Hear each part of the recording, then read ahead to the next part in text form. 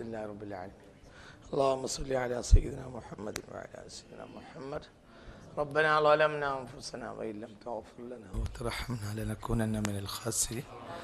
ربنا لا تزغ قلوبنا بعد إذ هديتنا وهب لنا من لدنك رحمة إنك أنت الوهاب. ربنا آتنا في الدنيا حسنة وفي الآخرة حسنة وقنا عذاب النار. توفنا مسلمين والحقنا بالصالحين آمين برحمتك يا رحيم. ഇന്ന് എന്താ അടുത്തായിട്ട് ഈ ഒരു ദിൻ റഹ്മാൻ ബിദുല്ലില്ലാ തുഗ്നി അന്നി ശഫാഅത്തുഹും ശൈഅൻ വലാ യുൻഖിദ് ഇന്നി ഇദൻ ലഫീ ളലാലിൻ മുബീൻ ഇന്നി ആമൻതു ബിറബ്ബിക്കും ഫസ്മഊൻ ഖീല ദഖുലിൽ ജന്ന ഖാല യാ ലൈത ഖൗമി യഅലം ബിമാ ഗഫറ ലി റബ്ബി വജഅലനി മിനൽ മുക്രമീൻ. അപ്പോൾ ആദ്യം മുതൽ ഒന്നുകൂടി أعوذ بالله من الشيطان الرجيم. بسم الله الرحمن الرحيم.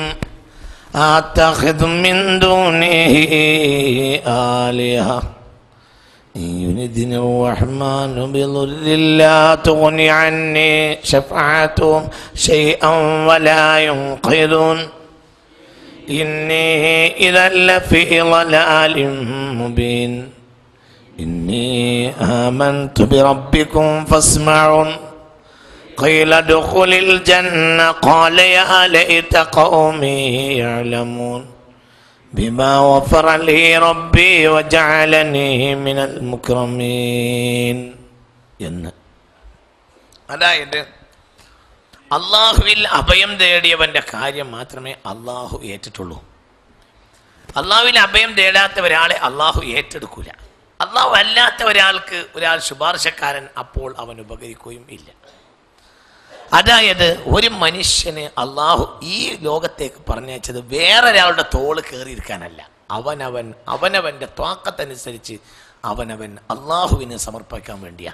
അപ്പോൾ പിന്നെ എന്ത് ചെയ്യണം? ഓരോരുത്തർക്കും വേണ്ടത് ഓരോ വ്യക്തിയും അള്ളാഹുവിന് വേണ്ടി സമർപ്പിച്ച കാര്യമാണ്. വേറൊരാൾ പറയുന്നത് കൊണ്ട് പാഠം നമ്പർ 1 മനുഷ്യനെ അള്ളാഹു എന്തിനാണ് ഈ ലോകത്ത് അയച്ചിട്ടുള്ളത്? മനുഷ്യൻ അള്ളാഹുവിൻ്റെ മുന്നിൽ സമർപ്പിക്കാൻ വേണ്ടി മാത്രമാണ്. അതാണ് ലക്ഷ്യം. ഞങ്ങൾക്ക് ചില ഉദാഹരണങ്ങളിലൂടെ കഴിഞ്ഞ ക്ലാസ്സിൽ ചില കാര്യങ്ങൾ കാണിച്ചു തന്നിരുന്നു. മനുഷ്യന് ഈ ലോകത്തെ ജീവിതം അവൻ്റെ കാര്യങ്ങളെല്ലാം അള്ളാഹു ഏറ്റതാണ്. പരലോകത്തെ ജീവിതം അള്ളാഹു തആല ഏറ്റിട്ടില്ല. അതേതുപോലെയാണെന്നാൽ തൊഴിലിന് വന്ന ഒരാളുടെ തൊഴിൽ സമയത്തുള്ള ഭക്ഷണത്തെ മുതലാളി ഏൽക്കുന്നത് പോലെയാണ്. നിങ്ങളെ വീട്ടിൽ ഒരാൾ തൊഴിലിന് വന്നാൽ അയാൾക്ക് രാവിലെ കൊടുക്കുന്ന ചായ, നാസ്ത, 10 മണിക്ക് കൊടുക്കുന്നത്, ഉച്ചക്ക് കൊടുക്കുന്നത്, വൈകുന്നേരത്തെ ചായ അടക്കം നിങ്ങൾ ഏറ്റണം. എന്തുകൊണ്ട്? അയാളുടെ ഭക്ഷണാദി കാര്യങ്ങൾക്ക് വേണ്ടി ശ്രദ്ധിച്ചാൽ നിങ്ങളുടെ പണി ഒരിക്കലും നടക്കില്ല. നിങ്ങൾ അയാളെ വിളിച്ചത് നിങ്ങളുടെ കർമ്മത്തിന് വേണ്ടിയാണ്. അപ്പൊ ആ സമയത്ത് അയാൾക്ക് ഭക്ഷണം ഉണ്ടാക്കി കൊടുക്കൽ നിങ്ങളൊരു ഉത്തരവാദിത്തം പോലെ ഏറ്റിരിക്കും. കാരണം അയാൾ നിങ്ങളുടെ ജോലിയിലാണ്.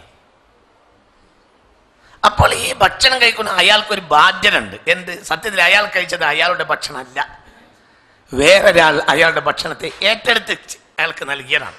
അപ്പോൾ അയാൾക്കൊരു ബാധ്യത ഉണ്ട്. ഈ ഭക്ഷണം നൽകിയ ആൾ ഏൽപ്പിച്ച തൊഴിൽ അയാൾ ചെയ്തിരിക്കണം. അത് വേറൊരാളെ തോളിലേക്ക് ചാരിയല്ല വേണ്ടത്, അയാൾ കർമ്മം ചെയ്യണം. അതാണ് ശഫാഅത്ത് ഉപകരിക്കൂല എന്ന് പറഞ്ഞതിൻ്റെ അർത്ഥം. ശഫാഅത്ത് തീരെ ഉപകരിക്കൂല എന്നല്ല. ഉപകരിക്കേണ്ട പോയിന്റുകളുണ്ട്, അവിടെ ഉപകരിക്കും, അത് പിന്നീട് പറയാ. ഇവിടെ ഒന്നാമത്തെ കാര്യം എന്താണ്? അവൻ അള്ളാഹുവിൻ്റെ മുന്നിൽ സമർപ്പിക്കലാണ്. മനസ്സിലാവണില്ല കുട്ടികളെ? ഞാൻ വളരെ ലളിതവും വളരെ അയത്നവും ലളിതവുമായ ഒരു ഉദാഹരണമാണ് നിങ്ങൾക്ക് മുന്നിൽ കാണിച്ചു തന്നത്. ഒരു തൊഴിലിന് വന്ന തൊഴിലാളിയെ സംബന്ധിച്ചിടത്തോളം ഭക്ഷണം മുതലാളി കൊടുക്കുന്നു. എന്തിനാണ് ഭക്ഷണം ഈ മുതലാളി കൊടുക്കുന്നത്? നാളെ പിറ്റേന്നുള്ള ഭക്ഷണം മുതലാളി ഏറ്റിട്ടുമില്ല. കാരണം അവിടെ മുതലാളിക്ക് ഒരു കർമ്മവും ഈ തൊഴിലാളി ചെയ്യാനില്ല. പിന്നെ എന്തേ ഉള്ളൂ? ഈ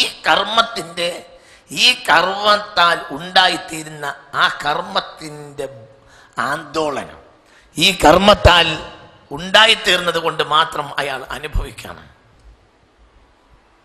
അതായത് ഒരു റിട്ടയർമെന്റ് പ്രായം കഴിഞ്ഞാൽ പിന്നെ സർക്കാർ അയാൾക്ക് ഒരു പണിയെടുത്തിട്ടില്ലെങ്കിലും പെൻഷൻ കൊടുക്കുന്നു. അത് അയാൾ അന്ന് കർമ്മം ചെയ്തത് കൊണ്ടല്ല, നേരത്തെ അയാൾ കർമ്മം ചെയ്തതിന് സർക്കാരിന് ഉള്ള ഒരു നന്ദിയാണ്. സർക്കാരാകുമ്പോൾ സർക്കാർ പകുതിയെ കൊടുക്കുള്ളൂ, അള്ളാഹുമ്പോൾ ഇരട്ടി ഇരട്ടിയാക്കി കൊടുക്കും. കാരണം ഒരു നിലയ്ക്ക് അള്ളാഹു ഇയാൾക്ക് ഇവിടെ ഒന്നും ചെയ്തിട്ടില്ല എന്നും അള്ളാഹിന്റെ ഭാഗത്ത് നിന്നാൽ പറയാം. ഏത് സമയത്ത് അള്ളാഹുവിന്റെ ഭാഗത്ത് നിന്ന് ചിന്തിച്ചാൽ അള്ളാഹു ഇവിടെ അയാൾക്ക് ഒന്നും ചെയ്തിട്ടില്ല എന്നും പറയാം. അള്ളാഹ്ക്ക് പറയാം. എന്തുകൊണ്ട്? ഇയാൾക്ക് അള്ളാഹു ഇവിടെ ചെയ്തു കൊടുത്തത് ഭൗതിക ആനുകൂല്യമാണ്. ഈ ഭൗതിക ആനുകൂല്യം വഴിപ്പെട്ടവർക്കും വഴിപ്പെടാത്തവരും അള്ളാഹു ചെയ്യുന്നതുമാണ്. അപ്പോൾ സമർപ്പണത്തിന്റെ ആനുകൂല്യം അള്ളാഹു ഇവിടെ ഒന്നും അയാൾക്ക് ചെയ്തു കൊടുത്തിട്ടില്ല. അതുകൊണ്ട് അള്ളാഹുവിനെ സംബന്ധിച്ചിടത്തോളം കൊടുക്കാനുള്ളവർ മുഴുവനും അയാൾ ശമ്പളവും ബോണസും ഗ്രാറ്റുവിറ്റിയും എന്തൊക്കെയാണോ എല്ലാ PF ഒക്കെ കൂട്ടിയിട്ട് പരലോകത്ത് കൊടുക്കുക. അപ്പോൾ ഇവിടെ കിട്ടുന്നതോ, ഇവിടെ കിട്ടുന്നത് അയാളുടെ സമർപ്പണത്തിന്റെ ലാഭമല്ല, റഹ്മാൻ എന്ന പൊസിഷനിൽ കിട്ടാണ്. റഹ്മാൻ എന്നാൽ വഴിപ്പെട്ടവനും വഴിപ്പെടാത്തവനും വ്യത്യാസമില്ലാതെ ഈ ലോകത്ത് കൊടുക്കുന്നതാണ്. അപ്പോൾ അയാൾ ചെയ്ത സമർപ്പണത്തിന്റെ പേരിലല്ല അയാൾക്ക് അള്ളാന്റെ ഭാഗത്തുനിന്ന് വെച്ചാൽ, അയാളെ ഭാഗത്തുനിന്ന് ചിന്തിച്ചാൽ അയാൾക്ക് അള്ളാഹു ചെയ്ത നിഅമത്തിന് കൈ കണക്കില്ല. നിങ്ങൾക്ക് പറഞ്ഞത് മനസ്സിലായോ? അത് നിങ്ങൾ വെറുതെ തലാട്ടുവാണോ? പറഞ്ഞത് മനസ്സിലായില്ല. ചിന്തിക്ക്. പരലോകത്ത് അള്ളാഹു ഭയങ്കര. അപ്പൊ അള്ളാഹു സുബ്ഹാനഹു വ തആല കൊടുക്കുന്ന പ്രതിഫലം സത്യത്തിൽ എവിടെയാണ്? പരലോകത്ത്. ഈ ലോകത്ത് അള്ളാഹു എല്ലാവർക്കും കൊടുക്കുന്നതാണ്. ഈ ലോകത്ത് പിന്നെ അള്ളാഹു കൊടുക്കുന്നത് വിലയില്ലാത്തതാണ്. വിലയില്ലാത്തത് കൊടുക്കുക എന്ന് പറഞ്ഞാൽ അതൊരു മാന്യന് അതൊരു കൊടുക്കലായി പരിഗണിക്കൂല. ഈ ലോകത്ത് അല്ലാഹു തആല അയാൾക്ക് പലതും കൊടുത്തിട്ടുണ്ട്. പക്ഷെ ആ കൊടുത്ത ഒന്നിനും അല്ലാഹു തആല വില വെച്ചിട്ടില്ല. അപ്പോൾ പിന്നെ അയാൾക്ക് അല്ലാഹു സുബ്ഹാനഹു വ തആല ഉദാഹരണം പറയാം, ഒരു ധനാഢ്യൻ്റെ അടുത്തേക്ക് ഒരുപാട് ആളുകൾ ആവശ്യം തേടി വന്നു. എല്ലാവർക്കും മുതലാളി എന്ത് ചെയ്ത് 1000 രൂപ 1000 രൂപ അങ്ങനെ വെച്ചു കൊടുത്ത്. ആ കൂട്ടത്തിൽ മുതലാളിക്ക് വളരെ പ്രധാനപ്പെട്ട ഒരാളുണ്ട്. നോക്കൂ, മുമ്പ് ഈ മുതലാളി തെരഞ്ഞെടുപ്പിൽ മത്സരിച്ചപ്പോൾ ഊണും ഉറക്കവും ഒഴിവാക്കി ഭാര്യ മക്കൾ ഒഴിവാക്കി ഇയാൾ ജയിക്കാൻ വേണ്ടി അധ്വാനിച്ച ഒരാളാ കൂട്ടത്തിലുണ്ട് എങ്കിൽ എല്ലാവർക്കും കൊടുക്കും പോലെ 1000 രൂപ തൽക്കാലം അയാൾക്കും കൊടുക്കും. എന്നിട്ട് കണ്ണുകൊണ്ടൊന്ന് കാണിക്കും, സൈഡിൽ നിൽക്കുക. മനസ്സിലായില്ല? ഇപ്പോൾ ഈ കൊടുത്തത് ലിൽ മുത്തീഇ വൽ ആസി, വഴിപ്പെട്ടവനും ഇവിടെ എല്ലാവർക്കും കൊടുത്ത കൂട്ടത്തിൽ കൊടുത്ത. പക്ഷെ കണ്ണിറുക്കി ഇവർ പോട്ടെ, ഇച്ചോടെ മാറിക്ക് മാറി. അല്ലെങ്കിൽ എല്ലാവരും പോയി കഴിഞ്ഞ് എല്ലാവർക്കും ആ കൊടുതി പൂർത്തിയായി പിന്നെ മാറി നിന്നതിന് പിന്നെ അവൻ്റെ കയ്യിൽ പിടിച്ചിട്ട് പറയുക ഇജിന്ന് വാണ്ട് പറഞ്ഞിട്ട് പിന്നെ നിലവറ തുറന്നിട്ട് കാണിച്ചു കൊടുക്കുക. ഇജി വല്ല ചാക്കും കൊണ്ടുവന്നിട്ടുണ്ടെങ്കിൽ കൊണ്ടുവയ്ക്കും, അത് കൊണ്ടുവയ്ക്കും എന്ന്. കൊണ്ടുപോയിക്കൊടൂ, നീയെ കൊണ്ടുപോയിട്ട് ബാക്കി മതി എനിക്ക്. നീയെ അന്ന് എൻ്റെ പിന്നാലെ മത്സരിച്ചുകൊണ്ടാണ് എനിക്ക് ഇത്ര അഴിമതി നടത്താൻ കഴിഞ്ഞത്.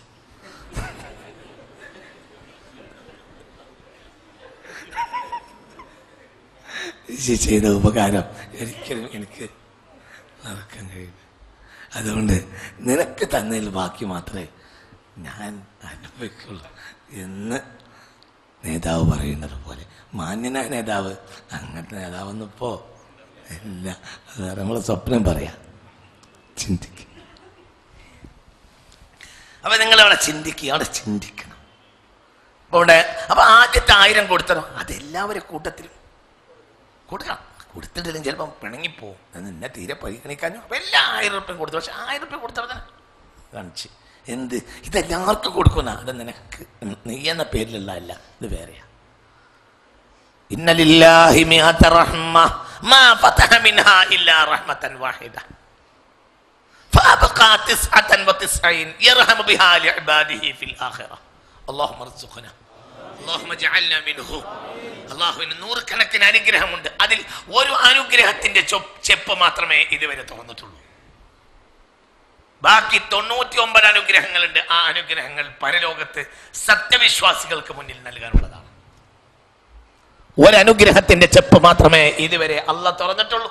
ഖലഖ ബിഹാ, ആ ഒരനുഗ്രഹം കൊണ്ടാണ് അസ്സമാവാതി വൽ അർള് വൻ നുജൂമ വൽ ജിബാല വൽ ശജർ വൽ അസ്ജാർ വൽ ഖലായിഖ കുല്ലഹ, ഈ ആകാശങ്ങളും ഭൂമിയും ഈ കാണുന്ന നക്ഷത്രങ്ങളും ഈ കാണുന്ന വെള്ളവും പർവ്വതങ്ങളും എല്ലാം അള്ളാഹു പടച്ചത് ഒരനുഗ്രഹം കൊണ്ടാണ്.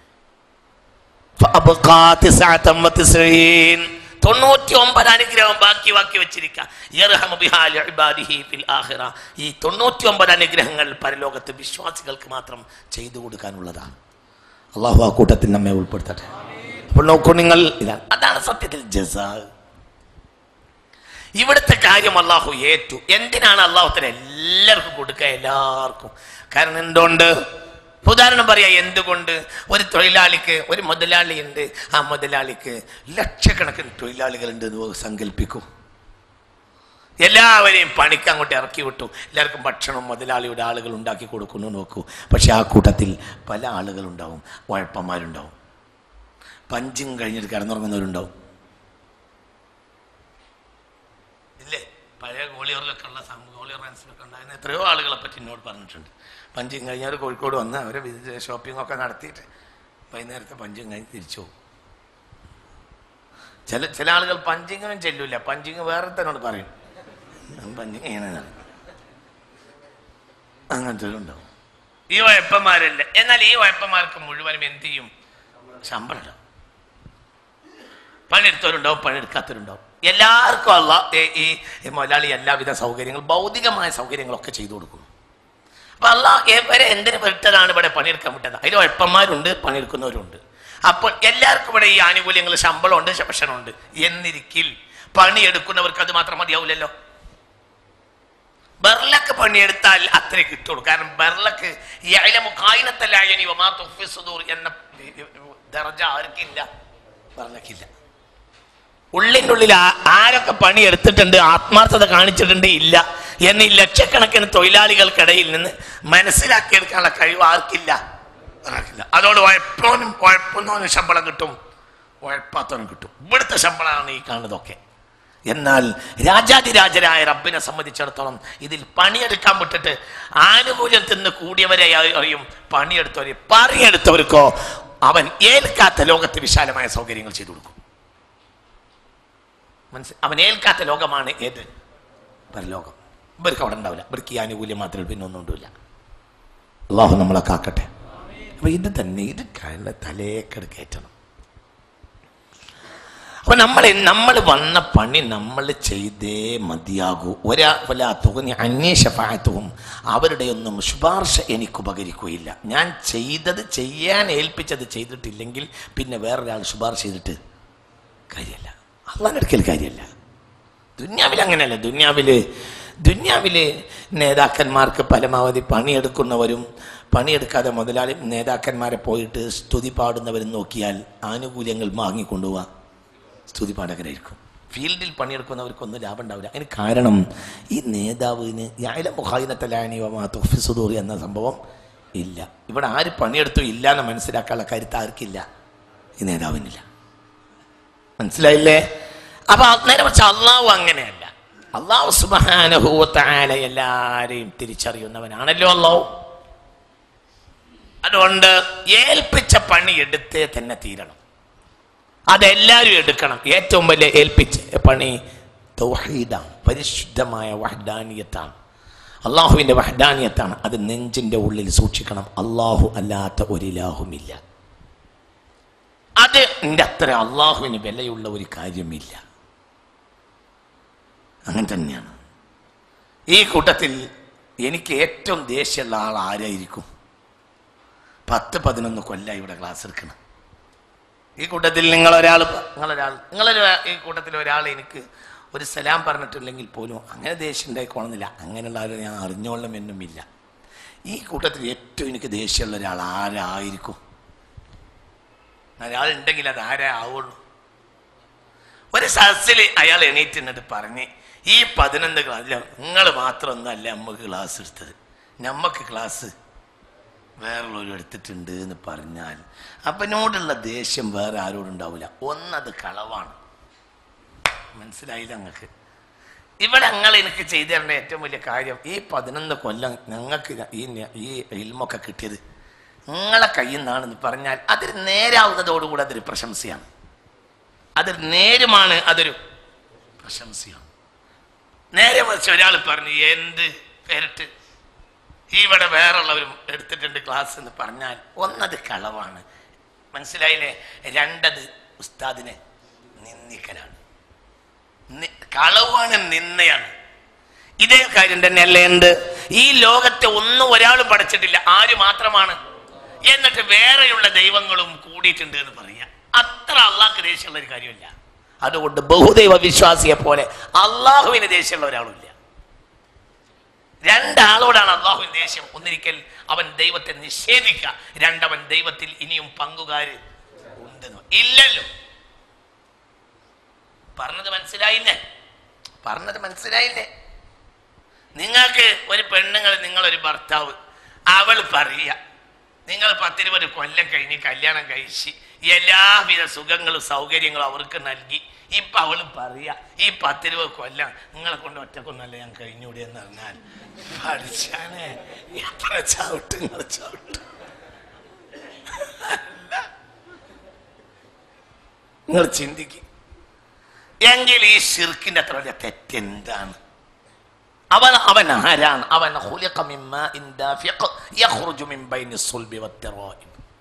മുതുകല്ലിന്റെയും വാരിയല്ലിന്റെയും ഇടയിൽ ഒലിച്ചു വന്ന ഒരു കറയിൽ നിന്ന് ഇത്ര മനോഹരമായ കലാചാതുര്യമുള്ള ഇത്ര മനോഹരമായ ഒരു സൃഷ്ടിയെ സംവിധാനിച്ചവനാണ് അവൻ. മനുഷ്യന്റെ അത്ര കലാസൗന്ദര്യമുള്ള ഒരു സാധനമല്ല. എന്തൊരു സൗന്ദര്യാണിത്, എന്തൊരു മനോഹരമായ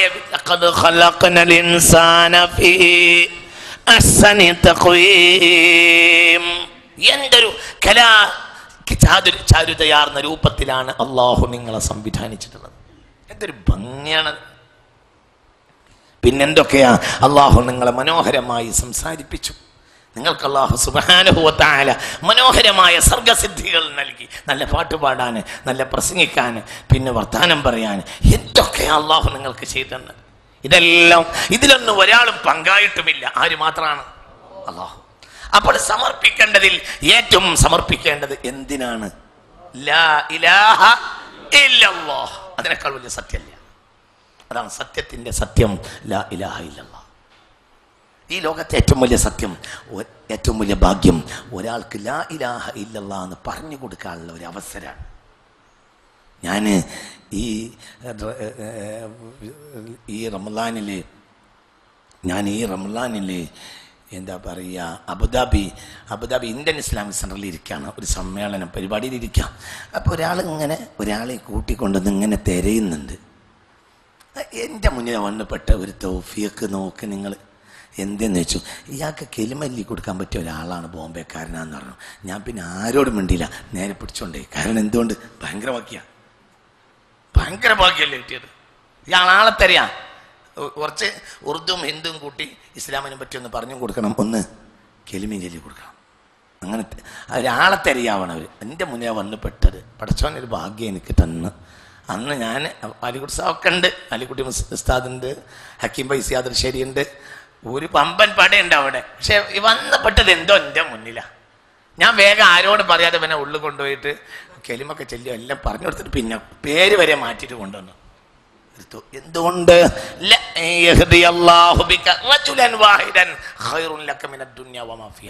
ഒരാൾക്ക് ലാ ഇലാഹ ഇല്ലല്ലാഹ് പറഞ്ഞു കൊടുക്കൽ ഈ ആകാശങ്ങളും ഭൂമിയും അതിലുള്ള സകലവും കിട്ടുന്നതിനേക്കാൾ നല്ലത് ഒരാൾക്ക് ലാ ഇലാഹ ഇല്ലല്ലാഹ് എന്ന പ്രപഞ്ചത്തിന്റെ സത്യം പറഞ്ഞു കൊടുക്കണം. ഈ പ്രപഞ്ചത്തിന്റെ സത്യം എന്താണ്? ലാ ഇലാഹ, ഇതാണ് സത്യം. ഇതിനേക്കാൾ വലിയ സത്യമല്ല, ഇതാണ് സത്യം. ഇത് എന്താ? അള്ളാഹു അല്ലാത്ത ഒരു ദൈവവും ഇല്ല, ഒരു ശക്തിയും ഒരു പരാശക്തിയും അള്ളാഹു അല്ലാത്ത ഒന്നും ഇതിന്റെ ഒന്നും പിന്നിൽ ഇല്ല, പ്രവർത്തിച്ചിട്ടില്ല. അതാണ് സത്യം. ആ സത്യം മാറ്റി വെച്ചിട്ട് ഞാൻ വിവിധങ്ങളായ ദൈവങ്ങളെ സ്ഥാപിച്ചാലോ പിന്നെ മറ്റുള്ളവർ എനിക്ക് ശുപാർശ ചെയ്തത് കൊണ്ട് അള്ളാഹുവിൻ്റെ അടുക്കൽ ഉപകരിക്കൂല. കാരണം ഞാൻ ചെയ്യേണ്ട പണി ഞാൻ ചെയ്തിട്ടില്ല. അള്ളാഹു നമുക്ക് പിന്നെ ഇവിടെ ആർക്കും കൊടുക്കുന്നതാ. ഇവിടെ കിട്ടുന്നതിൽ ഒരു വലിപ്പത്തരമില്ല, ഒന്നുമില്ല. എന്ത് വലിപ്പത്തരമുള്ളത്? ഇവിടെ കുറെ കിട്ടി, അതിന് വലിപ്പത്തരമില്ല. അവിടെ കിട്ടും, ഇവിടെ ആർക്കും കൊടുക്കും. ഇവിടെ ഒരു വലിപ്പത്തരമില്ല, ഒന്നിനും. ഇത് കുറെ എണ്ണ ഉണ്ട് അവരെ കയ്യിൽ എന്നുള്ളതാണ്. ഇതിന്റെ കാര്യം പറയാം. ലൗകാനത്തി ദുനിയാ കുല്ലുഹാ തസിനു ഇൻദല്ലാഹി ജഅനാഹ ബഉല മാ സഖാ കാഫിറൻ ശുർബത മാഇൻ. ഈ പ്രപഞ്ചത്തിലെ മൊത്തം സമ്പത്ത് ഒരു കൊതുകിന്റെ ചിറകിന്റെ വില അള്ളാഹു വെച്ചിരുന്നുവെങ്കിൽ സത്യനിഷേധിക്ക് ഒരിറ്റ് വെള്ളം പോലും അള്ളാഹു നൽകുമായിരുന്നില്ല എന്ന് പുണ്യ റസൂൽ സല്ലല്ലാഹു അലൈഹി വസല്ലം. അപ്പൊ ഈ മൂസാജി യൂസുഫ് അലി പോലത്തെ ആളുകളെ കയ്യിലുള്ള സാധനത്തിന് ഒരു വിലയില്ല. എന്നാ വില ഉണ്ടാവും. മനസ്സിലായില്ല? നിങ്ങൾക്ക് പറഞ്ഞത് മനസ്സിലാകുന്നുണ്ടാ? എന്താണ് കൂട്ടർ? ഇതിനൊരു വിലയുമില്ല. ഇതിന് ഒരു വിലയുമില്ല. ഇതിന് ഒരു വിലയുമില്ല. ഇതിനൊരു വിലയുമില്ല. ഒന്നുമില്ല. പിന്നെന്താ വില? പിന്നെ ഇത് വിലയുള്ളതിനെ താങ്ങണം. അപ്പോഴേ ഇതിന് വില ഉണ്ടാവുള്ളൂ. വിലയുള്ളതിനെ താങ്ങുമ്പോഴേ അതിന് വില ഉണ്ടാവുള്ളൂ. വിലയുള്ളത് എന്ന് പറഞ്ഞാൽ മാന്യതയുള്ള മനുഷ്യനാണ്. മാന്യതയുള്ള മനുഷ്യൻ എന്നാൽ ഇസ്ലാമിയത്താണ്. അപ്പോൾ ഈ സാധനം അള്ളാഹുവിന് വേണ്ടി ചെലവഴിക്കുമ്പോൾ അത് വില ഉണ്ടാവും. അത് ബിനഫ്സിഹി വില ഉള്ളതല്ല. ബിനഫ്സിഹി അതിന് ഒരു വിലയുമില്ല. പക്ഷെ വിലയുള്ളതിന് അത് താങ്ങിയിട്ടുണ്ട്. വിലയുള്ളതിനെ താങ്ങിയതിന് വിലയുണ്ട്. എന്നെ ഈ പണം അള്ളാഹു ഇച്ഛിച്ച കാര്യങ്ങൾക്ക് വേണ്ടി അവർ ചെലവഴിച്ചാൽ ആ പണം പരലോകത്ത് ഉപകരിക്കും. അള്ളാഹു തൗഫീഖ് തരട്ടെ. ഹബീബായ റസൂലുള്ളാഹി പറഞ്ഞു, ലാ ഹസദ ഇല്ലാ ഫിത്നതൈൻ, രണ്ടാളുടെ കാര്യത്തിലല്ലാതെ അസൂയ അരുത് എന്ന് പുണ്യ റസൂൽ. ഏതാ രണ്ടാൾ? ഒന്ന് റജുലുൻ ആതാഹുല്ലാഹു മാലൻ, ഒരാൾക്ക് അല്ലാഹു വലിയ സമ്പത്ത് നൽകി, ഫഖാമ ബിഹി ആനാ അല്ലൈലി വഅത്റാഫൻ നഹാർ, ആ സമ്പത്ത് അയാൾ നന്മക്ക് വേണ്ടി ചെലവഴിച്ചു, നന്മയുടെ നിലനിൽപ്പിന് വേണ്ടി പ്രവർത്തിച്ചു, ആ പണം ചെലവഴിച്ചു. ആനാ അല്ലൈലി, രാത്രിയുടെ യാമങ്ങളിലും, വഅത്റാഫൻ നഹാരി, പകലിന്റെ ഭാഗങ്ങളിലും. അപ്പോൾ പണത്തിനല്ല വില. ആ പണം ഏതൊരു നന്മക്ക് വേണ്ടി ചെലവഴിച്ചു എന്ന കാര്യത്തിൽ ഇതിന് വില ഉണ്ടായി. മനസ്സിലാവണില്ലേ പറഞ്ഞത്? പറ, മനസ്സിലായില്ലേ? മനസ്സിലായില്ലേ? ചിന്തിക്ക്. താളിയോലകൾക്ക് ഒരു വിലയുമില്ല. കാരണം താളിയോലയാണ്. കടലാസിന് ഒരു വിലയുമില്ല. കടലാസാണ്, അതിനൊരു വിലയുമില്ല. താളിയോല മരത്തിന്റെ ഇലയാണ്, അതിനൊരു വിലയുമില്ല. കടലാസിന് ഒരു വിലയുമില്ല. പക്ഷേ അതിൽ ഖുർആൻ എഴുതി. മനസ്സിലാവുണ്ട് പറഞ്ഞത്? ചിന്തിക്ക്. ബഗ്ദാദ് ബജാറിൽ പോയിട്ട് ഖുർആൻ പകർത്തി എഴുതാനുള്ള താളിയോലകൾ തോല് വാങ്ങിക്കൊണ്ട് വന്നു ഇമാമുന ശാഫിഈ. തോല്, മൃഗത്തിന്റെ തോല്, ശുദ്ധീകരിച്ച തോല്, ആ തോലുകളിൽ എഴുതുമായിരുന്നു. പഴയ കാലത്ത് ശുദ്ധീകരിച്ച എല്ലിന്റെയും തോലിന്റെയും മുകളിലായിരുന്നു പേപ്പർ കണ്ടുപിടിക്കുന്നതിന് മുമ്പ് ഖുർആൻ എഴുതിയിരുന്നത്. അങ്ങനെ ബഗ്ദാദ് പട്ടണത്തിൽ പോയിട്ട് ഖുർആൻ പകർത്തി എഴുതാനുള്ള ശുദ്ധീകരിച്ച തോല് വാങ്ങിക്കൊണ്ടുവന്നു ഇമാമിന് ശാഫിഈ റളിയല്ലാഹു അൻഹു. എന്നിട്ട് തന്റെ മുറിയിൽ വെച്ച്, എന്നിട്ട് ഉറങ്ങാൻ കിടന്ന്, ഉറക്കം വന്നില്ല. ഫഖാമ, എണീറ്റ് പുറത്തേക്ക് കിടന്നുറങ്ങി. ഇഹ്തിറാമം ബിൽ ജുലൂദി, ആ തോലിനെ ബഹുമാനിച്ച്. എന്നാൽ അത് ഫാളിയത്താണ്, അതിലൊന്നും എഴുതിയിട്ടില്ല. എന്നാൽ അത് മുൻതദറത്തുൻ ലി കിതാബത്തിൽ ഖുർആൻ എഴുതാൻ വേണ്ടി പാത്തു വെച്ചതാണ്. തിരിഞ്ഞിട്ടില്ല. നിങ്ങൾക്ക് തിരിഞ്ഞിട്ടില്ല. നിങ്ങൾക്ക് മനസ്സിലായിട്ടില്ല. നിങ്ങൾക്ക് പറഞ്ഞത് മനസ്സിലായോ? ബഗ്ദാദ് അങ്ങാടി പോയിട്ട് ഖുർആൻ പകർത്തി എഴുതാനുള്ള ശുദ്ധീകരിച്ച തോൽ വാങ്ങിക്കൊണ്ടുവന്നു ഇമാമിന് ശാഫിഈ റളിയല്ലാഹു അൻഹു, ആ മഹാനായ കർമ്മയോഗി. എന്നിട്ട് മുറിയിൽ വെച്ച് ഉറങ്ങാൻ സ്വന്തം മുറിയിൽ വെച്ച് ഉറങ്ങാൻ കിടന്നു. എന്നിട്ട് ഉറങ്ങിയില്ല, ഉറങ്ങിയില്ല. പിന്നെ എണീറ്റ് പുറത്തു പോയി കിടന്നുറങ്ങി. പിന്നെ ചോദിച്ചപ്പോൾ പറഞ്ഞു, എന്ത്? നാളെ മുതൽ ഖുർആൻ പകർത്തി എഴുതാനുള്ള തോല് ഞാൻ ഇന്ന് വെച്ചിരുന്നു. അത് ഇന്ന് ബഹുമാനിക്കേണ്ടതല്ലെങ്കിലും നാളെ അതിൽ വരാനുള്ളത് ബഹുമാനിക്കപ്പെടേണ്ടതാണ്. അപ്പോൾ ഇന്നും അതിന് ബഹുമാനം ഉണ്ടാവുമല്ലോ, അതുകൊണ്ടാണ് ഞാൻ അവിടെ കിടന്നുറങ്ങാതിരുന്നത്. ഇമാമുന ശാഫിഈ. അപ്പൊ തോലിനും എല്ലിനും ഒരു വിലയുമില്ല. അതിൽ എഴുതപ്പെട്ടതിന്, അത് വഹിക്കുന്നതിന് വിലയുണ്ട്. അപ്പോൾ അതിനും വിലയുണ്ട്. നിങ്ങൾക്ക് പറഞ്ഞത് മനസ്സിലായോ? അപ്പൊ യൂസുഫിന്റെ കയ്യിലോ, രവിപിള്ളയുടെ കയ്യിലോ, ബി ആർ ഷെട്ടിയുടെ കയ്യിലോ, ബിൽഗേറ്റ്സിന്റെ കയ്യിലോ ഉള്ള സാധനത്തിന് ഒരു വിലയില്ല. അത് വഹിക്കുന്ന കാര്യത്തിനാണ് വില ഉണ്ടാവുക. അപ്പോൾ അതിന് വില ഉണ്ടാവും. അള്ളാഹു തആല തൗഫീഖ് തരട്ടെ. അതിന് വിലയുണ്ടാവും, അതിന് വിലയുണ്ടാവും. ഒരാളുടെ കയ്യിൽ കുറഞ്ഞ നാണയം മാത്രമേ ഉള്ളൂ, അതുകൊണ്ട് അയാൾക്കൊരു പള്ളി എടുക്കണം. അപ്പോൾ നോക്കുമ്പോൾ ഒരു വലിയ പള്ളി എടുക്കാനൊന്നും അയാൾക്ക് കഴിഞ്ഞില്ല. പക്ഷെ പള്ളി എടുക്കാനുള്ള കൊടി കൊണ്ട് അയാൾക്ക് മനസ്സാകെ വെമ്പൽ കൊണ്ടു. അപ്പോൾ ഫബനാലില്ലാഹി മസ്ജിദൻ കമാ ഫഹസി ഖതാത്തിൻ, ഒരു കാടപ്പക്ഷിയുടെ കൂടിൻ്റെ അത്രയുള്ള ഒരു പള്ളി അയാൾ ഉണ്ടാക്കി. എങ്കിൽ ആ സമ്പത്ത് അയാൾക്ക് സ്വർഗത്തിലെ മാളികയാണ് എന്ന് പുണ്യ റസൂൽ. ഒരാളെ കയ്യിൽ വലിയ പൈസ ഒന്നും ഉണ്ടായില്ല, എന്തുണ്ടായി? കുറഞ്ഞ ദിർഹം. അപ്പോൾ മൻ ബനാ ലില്ലാഹി മസ്ജിദൻ, മൻ ബനാ ലില്ലാഹി മസ്ജിദൻ, മൻ ബനാ ലില്ലാഹി മസ്ജിദൻ കമാ ഫഹസി ഖതാത്തിൻ,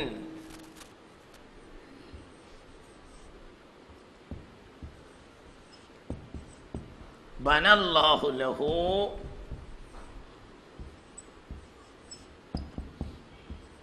ഫിൽ ജന്ന. ഒരു കാടപ്പക്ഷിക്ക് ഇരിക്കാനുള്ള കിളിക്കൂടിന്റെ അത്ര പോലത്തെ ഒരു പള്ളി ഒരാൾ ഉണ്ടാക്കിയാലും അയാൾക്ക് സ്വർഗത്തിൽ അത് മാളികയാക്കി കൊടുക്കും. മനസ്സിലായില്ല? അപ്പോൾ കുറഞ്ഞ ദിർഹമേ ഉള്ളൂ. പക്ഷെ ആ കുറഞ്ഞ ദിർഹമാണെങ്കിലും അത് പരലോകത്ത് മണിമാളികയോ. എന്തുകൊണ്ട്? ആ കുറഞ്ഞ നാണയം ചെലവഴിച്ചത് ലോകത്തെ ഏറ്റവും വലിയ ഒരു സത്യത്തിന് വേണ്ടിയാ. പ്രപഞ്ചനാഥനായ അള്ളാഹുവിന്റെ മുന്നിൽ മാത്രം ശിരസ് കുനിക്കാനാണ്. മനുഷ്യൻ ആരുടെ മുന്നിലും ശിരസ് കുനിക്കാൻ പാടില്ലാത്തതാണ്. ആരുടെ മുന്നിൽ?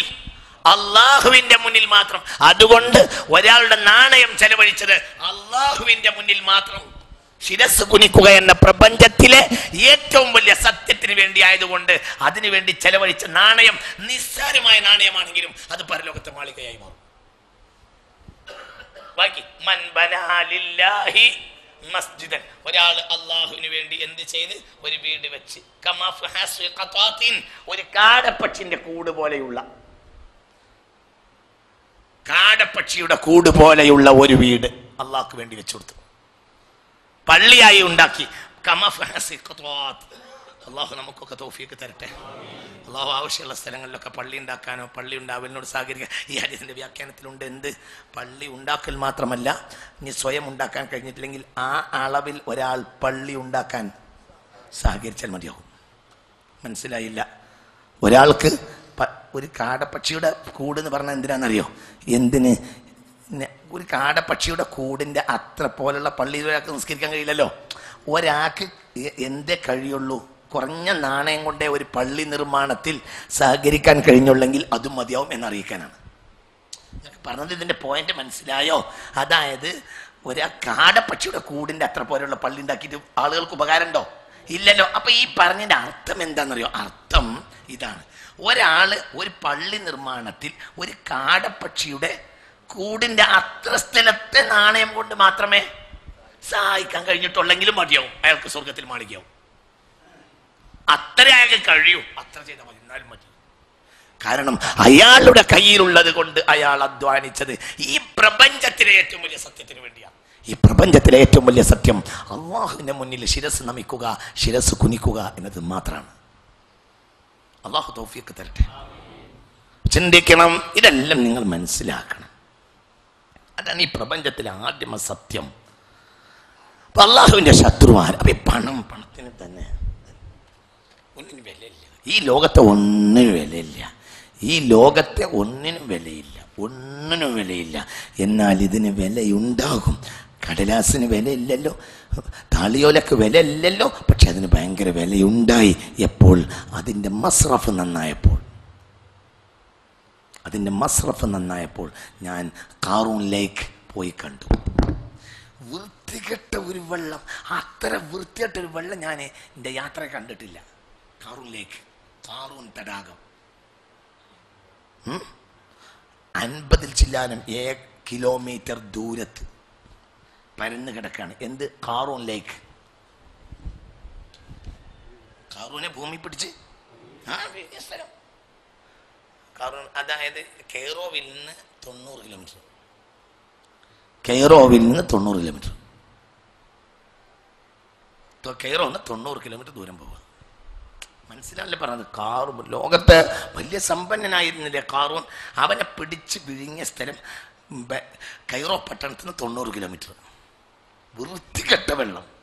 ഇന്ന് അവിടെ അടിയിൽ അങ്ങോട്ട് പോയിട്ട് ആ സ്ഥലത്ത് ഒരു തരം വൃത്തികെട്ട വെള്ളം കെട്ടി നിൽക്കുക. ഒരു തരം വൃത്തികെട്ട വാസനയുള്ള വെള്ളം. ആളുകൾക്ക് ഇറങ്ങാൻ പോലും മടി. വൃത്തികെട്ട വെള്ളം, വൃത്തികെട്ട സ്ഥലം. അത് സത്യത്തിൽ മണിമാളികയും സൗകര്യങ്ങളും രമ്യഹർമ്മ്യങ്ങളുമായിരുന്നു. അത് ആർക്കെതിരായിരുന്നു? അള്ളാഹുവിനെതിരായിരുന്നു. അള്ളാഹ്ക്ക് വേണ്ടി ഒന്നതിലുണ്ടായിരുന്നില്ല. ഇന്നത് ലോകത്തെ ഏറ്റവും വലിയ വൃത്തികെട്ട സ്ഥലമാണ്.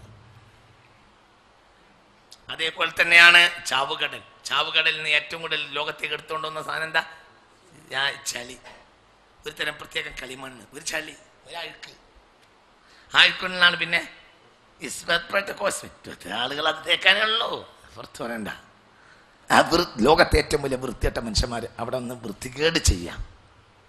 അത് ലോകത്തെ ഏറ്റവും വലിയ വൃത്തികെട്ട ഒരു ജനതയെ സൃഷ്ടിച്ച 4 പട്ടണത്തെയാണ് അള്ളാഹു അവിടെ നശിപ്പിച്ചു കളഞ്ഞത്. കാരണം അവർ ലോകത്തെ പ്രപഞ്ച സത്യത്തിനെതിരായിരുന്നു. പ്രപഞ്ചത്തിന്റെ സത്യമാണ് എന്ത്? ലാ ഇലാഹ ഇല്ല. ഇതിന് വില ഉണ്ടാവും. ഇത് ലാ ഇലാഹ ഇല്ലല്ലാഹ്ക്ക് വേണ്ടി ചെലവഴിക്കണം. പല നിലക്കും ചെലവഴിക്കാം. ഇത് പല നിലക്കും ചെലവഴിക്കാം. ഇത് എവിടെ തിരിഞ്ഞു മറിഞ്ഞ് എവിടെ എത്തണം? ലാ ഇലാഹ ഇല്ലല്ലാഹ്.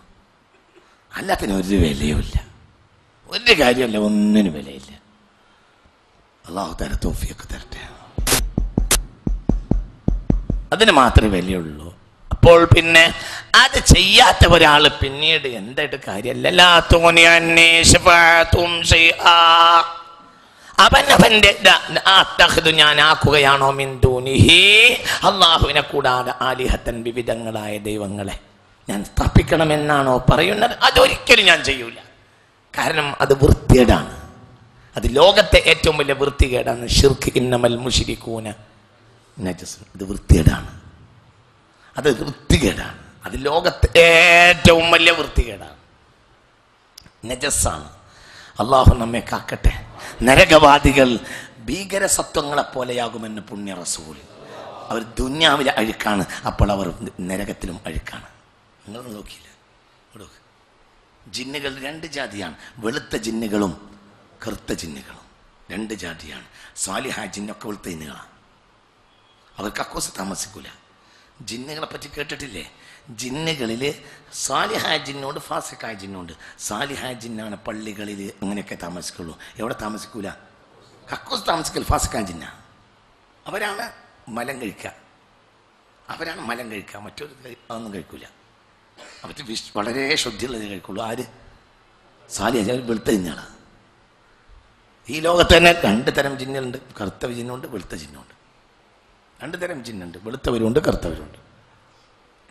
പരലോകം അങ്ങനെ തന്നെയാണ്.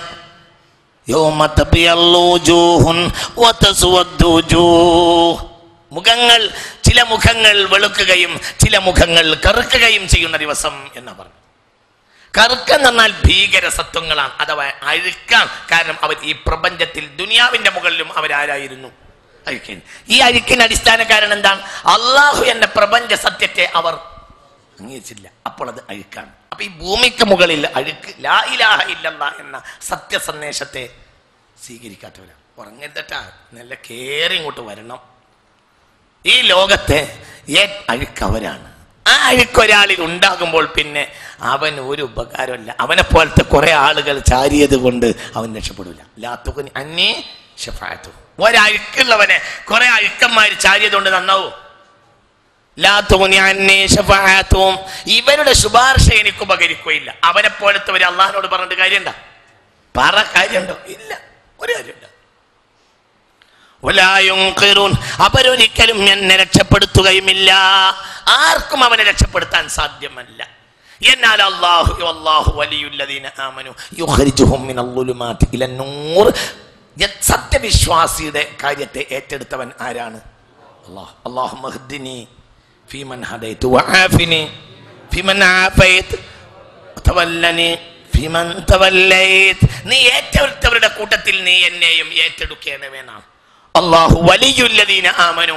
വിശ്വസിച്ചവനെ സത്യത്തിൽ ഏറ്റെടുത്തവൻ ആരാണ്? അല്ലാഹു. അവനൊന്നും ഒരു പ്രയാസം ഒന്നും ഉണ്ടാവില്ല.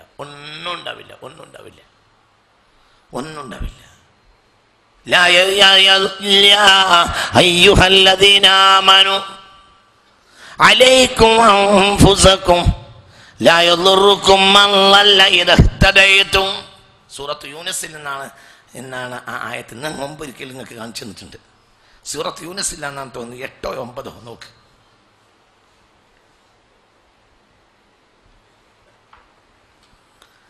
യാ അയ്യുഹല്ലദീന ആമനു, വിശ്വാസികളെ, സത്യവിശ്വാസികളെ, നിങ്ങൾ നിങ്ങളെ കാര്യത്തെ, നിങ്ങളുടെ ആത്മാവിനെ എപ്പോഴും നിങ്ങൾ ഭംഗിപ്പെടുത്തി വെക്കണം. ലാ യളുറുക്കും മൻ ളല്ല ഇദാ ഇഹ്തദൈതും. പിഴച്ചവർക്ക് ഒരിക്കലും നിന്നെ ഒരു ബുദ്ധിമുട്ടാക്കാനും സാധ്യമല്ല. ഒരു ബുദ്ധിമുട്ടും അവർക്ക് നിങ്ങളുടെ കാര്യത്തിൽ ചെയ്യാൻ കഴിയില്ല. ലാ യളുറുക്കും കണ്ടില്ല, സൂറത്ത് യൂനുസിന്റെ തുടക്കമാണ് 8 or 9. യൂനുസ് കണ്ടോ? 8 or 9 or 10 or 7 or 8 or 9 or 10 ഒന്ന് നോക്ക്. യൂനുസ് ലാ യളുറുക്കും മൻ ളല്ല ഇദാ ഇഹ്തദൈതും. യാ അയ്യുഹല്ലദീന ആമനു ലാ യളുറുക്കും മൻ അലൈക്കും അൻഫുസക്കും ലാ യളുറുക്കും മൻ ളല്ല ഇദാ ഇഹ്തദൈതും. അല്ലേ? യൂനുസിനെ നിങ്ങൾ നിങ്ങളെ കാര്യം ശ്രദ്ധിക്കണം.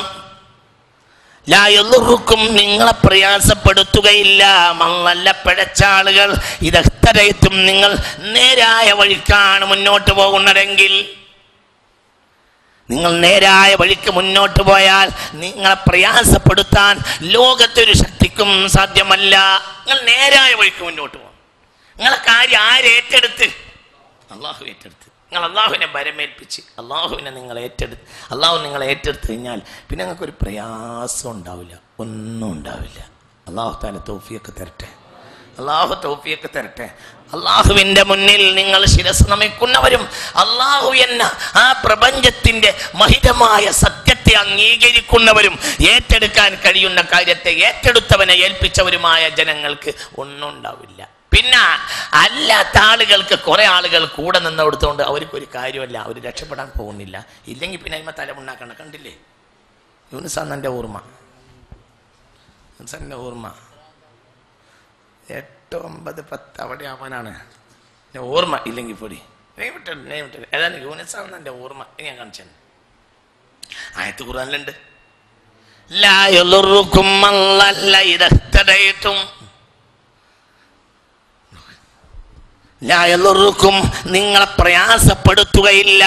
മൻ ളല്ല പിഴച്ച കക്ഷികൾ ഇദാ ഇഹ്തദൈതും, നിങ്ങൾ നേരായ വഴിക്ക് നീങ്ങിയാൽ.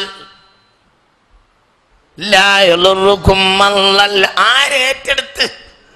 അല്ലാഹു വലിയുല്ലദീന ആമനു യുഖ്രിജുഹും മിനൽ ളുലുമാതി ഇലൻ നൂർ. അല്ലാഹു ഹൃദയത്തിൽ വെളിച്ചം ആവശ്യമുള്ളവരെ അല്ലാഹു ഏറ്റെടുത്തിട്ടുണ്ട്. അവരെ ഒരു ചുക്കും ചെയ്യാൻ ലോകത്തിന് ശക്തിക്കും സാധ്യമല്ല. അവരെ അല്ലാഹു ഏറ്റെടുത്തിട്ടുണ്ട്. അല്ലാത്തവരോ എല്ലാവരും കൂടെ കൂടിയാലും ഒന്നും ചെയ്യാൻ കഴിയില്ല, ഒന്നും ചെയ്തു കൊടുക്കാൻ കഴിയില്ല. നിന്നരായി നശിച്ചു. അല്ലാഹു നമ്മളെ കാക്കട്ടെ. ആരാടോ ഇവിടെ നിന്നരായിട്ടല്ലാതെ ഏത് കുഫറാണ് നിന്നരല്ലാതെ മരിച്ചുപോയത്? ചിന്തിക്ക്. ഞാൻ എൻ്റെ ജീവിതത്തിൽ അത്ഭുതപ്പെട്ട ഒരു സംഭവമുണ്ട്. വളരെ ചിന്തിച്ചിട്ടുണ്ട്. ഒരു തവണയല്ല, 100 തവണയെങ്കിലും ഞാൻ ചിന്തിച്ചിട്ടുണ്ട്. KR നാരായണൻ മരിച്ച്, ഇന്ത്യയുടെ പ്രസിഡന്റ്. എന്നെ വളരെ ചിന്തിപ്പിച്ചൊരു സംഭവമാണത്. KR നാരായണൻ മരിച്ച്, ഇന്ത്യയുടെ പ്രസിഡന്റായിരുന്ന KR നാരായണൻ മരിച്ച്. KR നാരായണന് 2 പെൺമക്കളുണ്ട്. ഡെഡ് ബോഡി ഇങ്ങനെ കിടത്തിയിരിക്കുക. പിറ്റേന്ന് പത്രത്തിൽ വന്ന ഫോട്ടോ ശ്രദ്ധിക്കണം. പെൺകുട്ടികൾ ഇങ്ങനെ ഇരിക്കുക. അവിടെ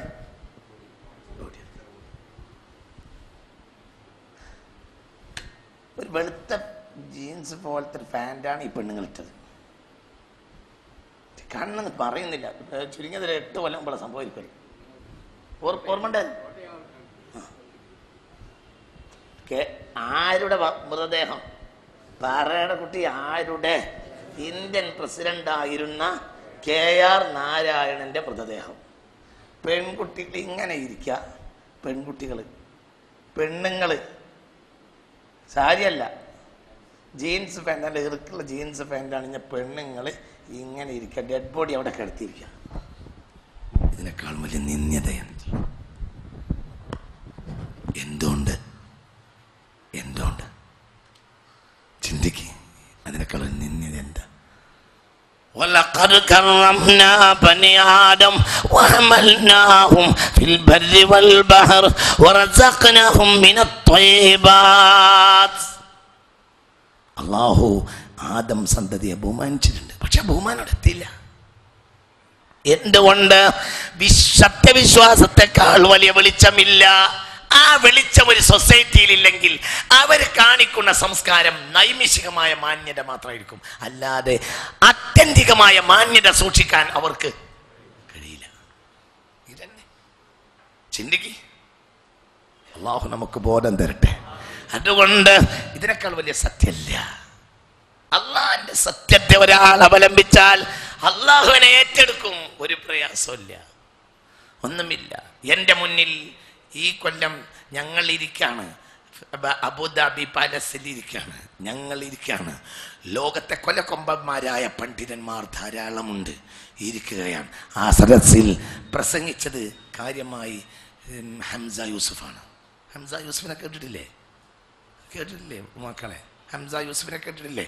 അയാൾ ഒരു പാതിരിയായിരുന്നു. ഇന്നയാൾ സൂഫിയാണ്, വലിയ ഷെയ്ഖാണ്, വലിയ മഹാനാണ്. അത്ര വലിയ വയസ്സൊന്നുമില്ല, ഒരു 45-50 ഉള്ളിൽ, അത്രയേ ഉള്ളൂ. അദ്ദേഹം കാലിഫോർണിയയിൽ സൈത്തൂന എന്ന പേരിൽ ഒരു കോളേജ് നടത്തും. മനസ്സിലാവണ്ടേ പറഞ്ഞത്? ഹംസ യൂസഫ് എന്ന ഒരു മഹാൻ 45-50 അത്രയേ ഉള്ളൂ ഹംസ യൂസഫിന്. പാതിരിയാണ്. എന്ത് മനോഹരമായ തസൂഫ പറയുന്ന അറിയാം. ചിന്തിക്ക്. നിറഞ്ഞ സദസ്സാണ് ബഹുമാനപ്പെട്ട ഷെയ്ഖ് സായിദിന്റെ പള്ളി. പാലസും പരിസരവും ഷെയ്ഖ് സായിദിന്റെ പള്ളിയും വളരെ ഒരു രാത്രി നിറഞ്ഞ സദസ്സാണ്. ലോകത്തെ കൊലകൊമ്പവന്മാർ പണ്ഡിതന്മാരുണ്ട്. ആ സദസ്സിൽ പ്രസംഗിച്ചത് ഹംസ യൂസുഫ്. അയാൾ ആരുമാണ്? പാതിരിയായിരുന്നു. ഇന്നയാൾ വലിയൊരു ഷെയ്ഖാണ്, വലിയ മഹാനാണ്, സൂഫിയാണ്, വലിയ മഹാനായ നേതാവാണ്. അദ്ദേഹം കാലിഫോർണിയയിൽ ഒരു സ്ഥാപനം നടത്തുന്നുണ്ട്. അതിൻ്റെ പേര് സൈത്തൂന കോളേജിൽ നിന്ന് ഇങ്ങനെ അടിച്ചു നോക്കും, നെറ്റിൽ അതിൻ്റെ ഇൻഫർമേഷൻ മൊത്തം കിട്ടും. അള്ളാഹുവർക്കൊക്കെ ദീർഘായുസ് കൊടുക്കട്ടെ. ഏറ്റെടുത്തു. ആരേറ്റെടുത്ത്? അള്ളാഹു. മനോഹരമായ ഇംഗ്ലീഷ്, മനോഹരമായ അറബി, മനോഹരമായ ഇംഗ്ലീഷും മനോഹരമായ അറബിയും. ആളെ പേര് ഡേവിഡ് എന്നോ മറ്റോ ആണ്, അറിയാമോ അയാളുടെ പേര്? നേരത്തെ പേര് ഡേവിഡ് എന്നോ ആണ്. ഹംസ യൂസുഫിനെ കുറിച്ചുള്ള ഇൻഫർമേഷൻ ഒക്കെ എവിടെയും കിട്ടും. ആൾ വലിയ മഹാനാണ് ഇപ്പോൾ. അള്ളാഹുവർക്കൊക്കെ ദീർഘായുസ് കൊടുക്കട്ടെ. ചിന്തിക്ക്. ആരേറ്റെടുത്തു? അല്ലാഹു വലിയുല്ലദീന ആമനൂ യുഖ്രിജുഹും മിനൽ-ളുലുമാതി ഇലൻ-നൂർ. അല്ലാഹു അവനെ തേടി വന്നവരെ ഏറ്റെടുക്കും. പ്രപഞ്ചത്തിന്റെ സത്യമാണ്. അതുകൊണ്ട് അത് കൈവശമുണ്ടാകുന്നതിനേക്കാൾ വലിയ വെളിച്ചമില്ല.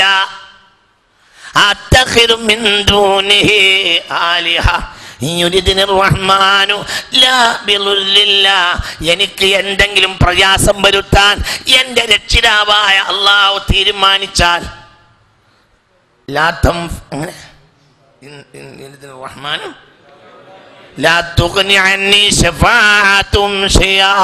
ഒരിക്കലും അവരുടെ ശുപാർശ എനിക്ക് ഉപകരിക്കുകയില്ല. ഒരാളും പിന്നെ ഒന്നും എനിക്ക് ചെയ്തെന്നിട്ട് കാര്യമില്ല. ഒന്നും ചെയ്യാൻ ആർക്കും ഒന്നും ചെയ്യാൻ കഴിയില്ല. എന്തുകൊണ്ട്? ഞാൻ പ്രപഞ്ചത്തിന്റെ ഏറ്റവും മഹാസത്യം അംഗീകരിച്ചിട്ടില്ലെങ്കിൽ പിന്നെ എനിക്ക് ഒന്നും ചെയ്യാൻ സാധ്യമല്ല. ഒന്നും എനിക്ക് അംഗീകരിക്കാൻ സാധ്യമല്ല. ഒന്നും എനിക്ക് ചെയ്യാൻ സാധ്യമല്ല. ഒരിക്കലും പിന്നെ ഞാൻ രക്ഷപ്പെടുകയില്ല. നോക്കുന്നെങ്കിൽ കാഷ്യസ് ക്ലേ എന്നൊരു ആളുണ്ടായിരുന്നു. കാഷ്യസ് ക്ലേ, ഇപ്പോൾ അയാളുടെ പേര് മുഹമ്മദ്. ലോകത്ത് പ്രഥമ ഗണനീയന. എന്നാൽ എത്ര ആളുകൾ വേറെ ആ ഫീൽഡിൽ കഴിഞ്ഞു? ആർക്കെങ്കിലും ആദരവുണ്ടോ? ലോകത്ത് ആദരവുള്ള ആളാണ്. അമേരിക്കയിലും വലിയ ആദരവുള്ള ആളാണ്. ആര്? മുഹമ്മദിനെ അറിയില്ലേ? Cassius Clay Muhammad. അയാൾ ലോകം കണ്ട മുസ്ലിമാണ്. അള്ളാഹു ദീർഘായുസ് കൊടുക്കട്ടെ. എന്തുകൊണ്ട്? അള്ളാഹിനെ വിളിച്ചയാൾ സ്വീകരിച്ചു. ആ ഫീൽഡിൽ എത്ര ആളുകൾ വന്നു, എത്ര കരുത്തന്മാർ വന്നു, ലോകത്തവർ അനുസ്മരിക്കപ്പെട്ടില്ല. എന്നാൽ കാഷ്യസ് ക്ലേ മുഹമ്മദ് ഇന്ന് ലോകത്ത് രാഷ്ട്രതന്ത്രജ്ഞന്മാർ, ഭരണാധികാരികൾ പോലും തർക്കമുണ്ടാകുമ്പോൾ അതിനിടയിൽ ഇടപെട്ട് സംസാരിച്ച് തർക്കം തീർക്കുന്ന ലോകത്തെ പ്രധാനപ്പെട്ട ആളുകളിൽ ഒരാളാണ്, ഒരു ആങ്കർ എന്ന് പറയുന്ന ലോകത്തെ പ്രധാനപ്പെട്ട ഒരാളാണ് ആര്? കെ മുഹമ്മദ് അലി. എന്തുകൊണ്ട്? അള്ളാഹു ഏറ്റെടുത്തു. അല്ലാഹു വലിയുല്ലദീന ആമനൂ യുഖ്രിജുഹും മിനൽ-ളുലുമാതി ഇലൻ-നൂർ. ഞാൻ മിനിഞ്ഞാന്ന് രാത്രി ഇങ്ങനെ യാത്ര ചെയ്തപ്പോൾ എനിക്ക് തോന്നിയ ഒരു സത്യം ഞാൻ സുഹൈലിനോട് വിളിച്ചു പറഞ്ഞു. അപ്പോൾ അവൻ നേരെ അത് ആ മെസ്സേജ് നെറ്റിലേക്ക് കൊടുത്തു. ആ മെസ്സേജ് ഇങ്ങനെയാ. ആ രാത്രിയാണ് എനിക്ക് അബോധോദയം തോന്നിയത്. സത്യത്തിൽ അബോധോദയം കൃത്യമാണ്. എന്തുകൊണ്ട്? സത്യത്തിൽ യുദ്ധക്കളത്തിൽ 2 വിഭാഗം ആളുകൾ മരിക്കുന്നുണ്ട്. ആരൊക്കെ മരിച്ചു?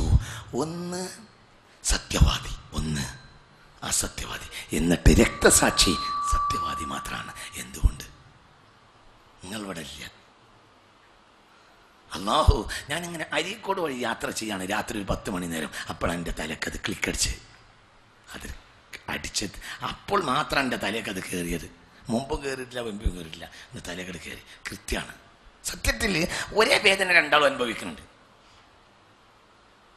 ആരും സത്യവാദിയും അസത്യവാദിയും രണ്ടാളും ഒരാശയത്തിന് വേണ്ടി മരിക്കുക.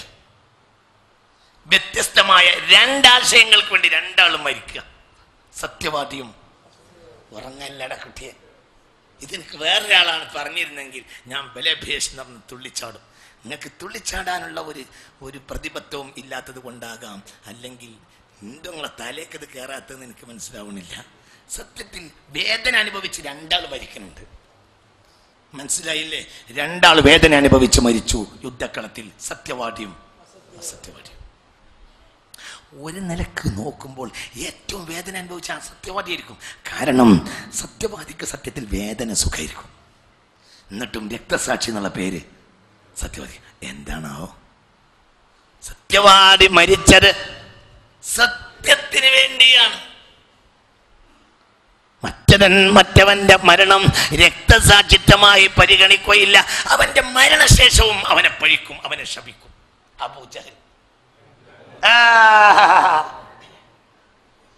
അബൂജഹൽ എന്തോ അടിപിടിയിൽ മരിച്ചതാണോ?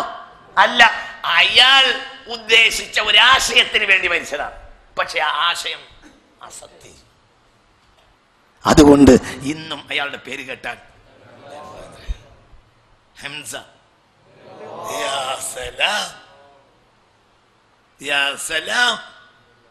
ഹംസ എന്ന് കേട്ടാൽ, അബൂജഹൽ കേട്ടാലോ? 2 ആൾ യുദ്ധക്കളത്തിൽ മരിച്ചതാ. നിങ്ങളിവിടെ ഉണ്ടാ? നിങ്ങൾ എന്തോടോ ഉറങ്ങുന്നിരുന്നിട്ട് ഉറങ്ങുന്നുണ്ടാ? ഉഷാറായിരിക്കും. എന്തൊരു ഉറക്കം യുദ്ധക്കളത്തിൽ പറയല്ലേ? പറയുടെ കുട്ടി ഇല്ലേ? യുദ്ധക്കളത്തിൽ 2 ആൾ മരിക്കുന്നുണ്ട്. 2 ആൾ ഞാൻ 2 ഉദാഹരണങ്ങളായി കാണിക്കുകയാണ്. അങ്ങനെ ആയിരങ്ങൾ മരിക്കുന്നുണ്ട്. ഒന്ന് അബൂജഹൽ, ഒന്ന് ഹംസ. 2 ആൾ യുദ്ധക്കളത്തിൽ മരിക്കുക. അബൂജഹലിന്റെ പേര് കേട്ടാലോ?